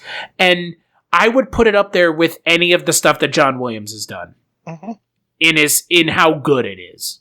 Because it's, oh my God, like you guys said, it's just, everything comes together to make these movies as good as they are. And could John Williams have worked on this film? Sure. Would he have brought as much to it as Howard Shore? Probably. Right. No, it would have sounded, John Williams is John Williams, and obviously credit due where credit is due, but he's getting really samey. Yeah.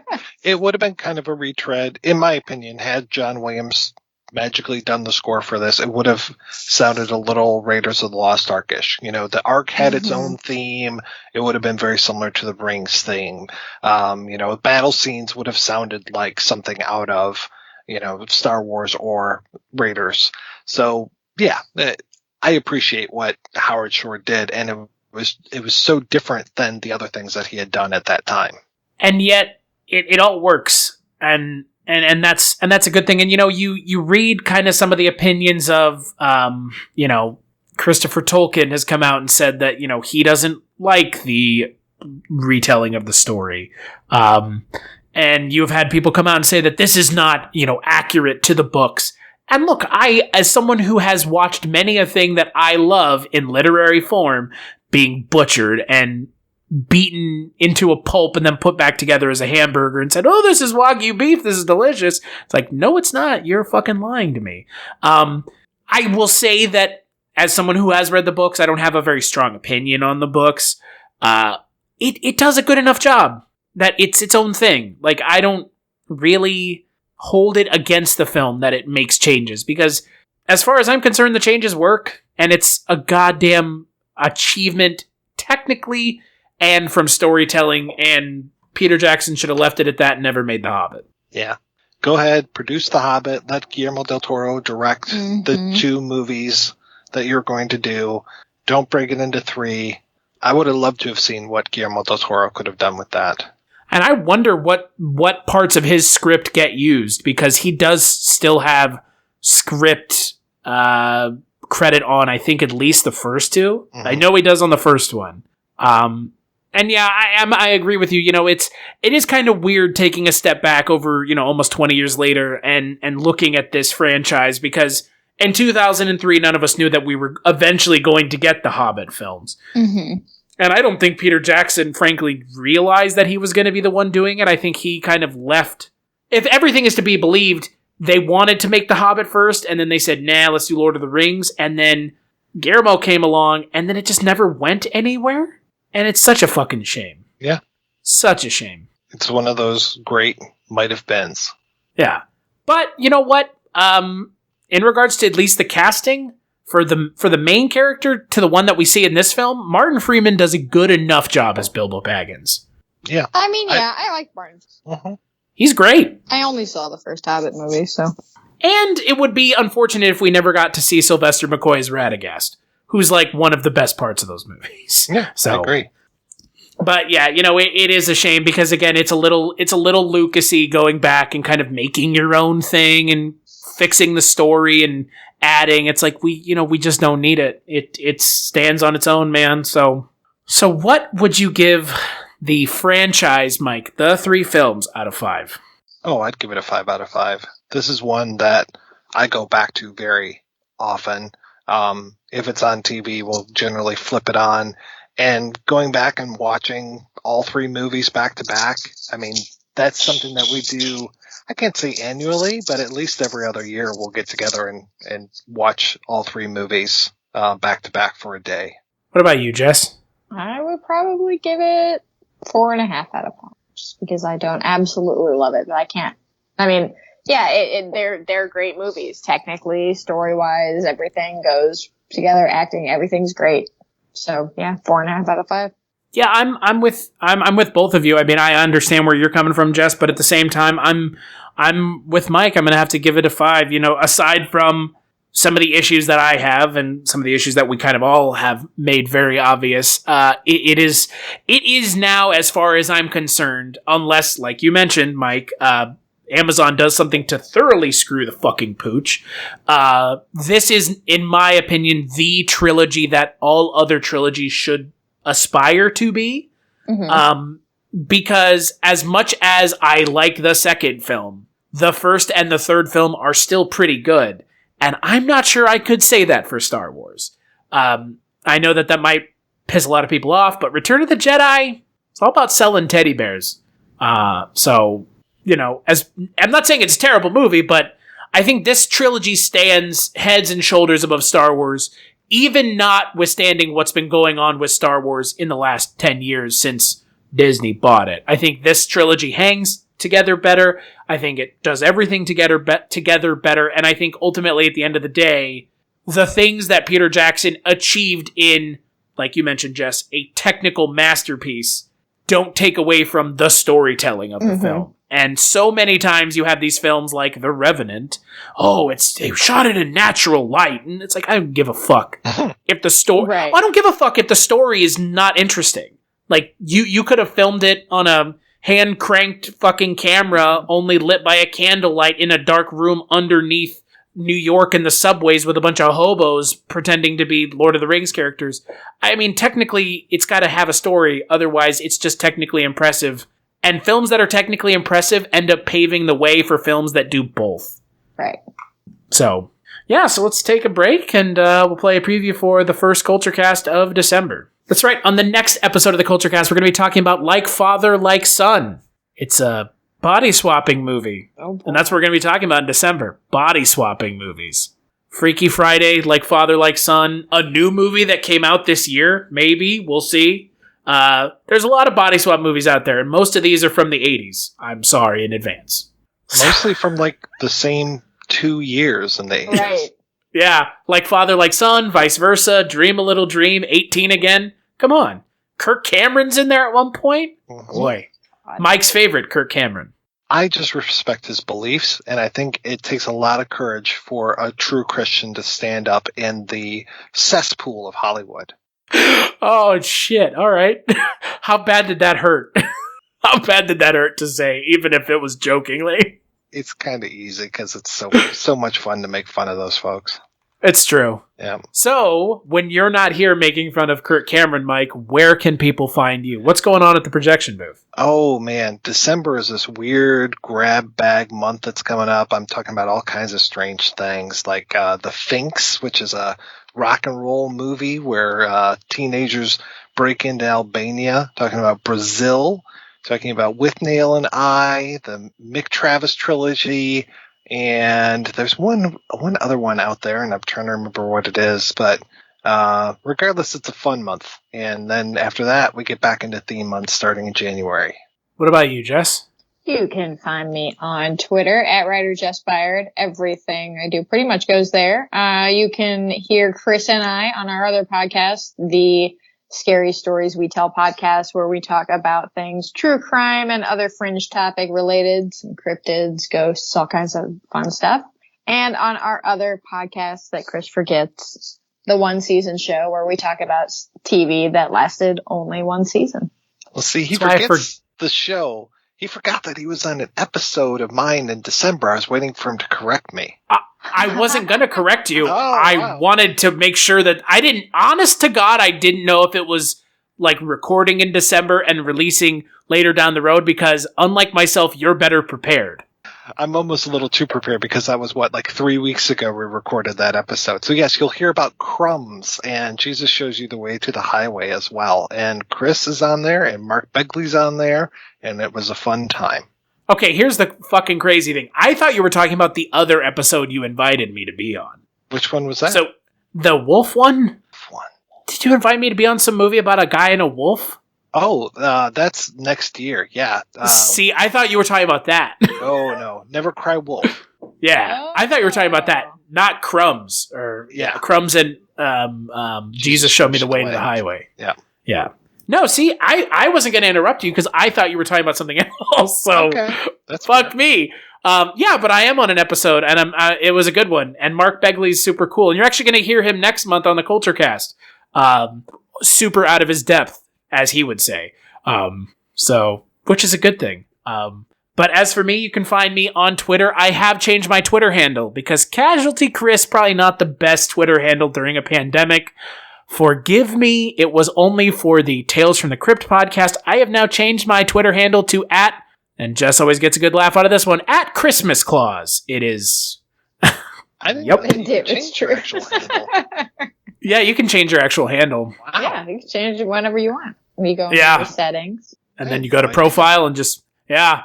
Yep. So I changed it. So Christmas Claus on Twitter is where you can find me. Like Jess said, we have a bunch of podcasts we work on together. Mike and I have a bunch of podcasts we work on together, including the upcoming Rankin' on Bass podcast, the holiday-themed podcast that's coming out at the holidays. It's the holiday season. I'm SD Kluger, and I'll be delivering all of your happy gifts to weird animals with deformities, both on their face and on their nose, or they have long ears. Deformities come in all shapes and sizes. Until then, big thanks as always to Mike and Jess for joining me, and we'll catch you on the next episode.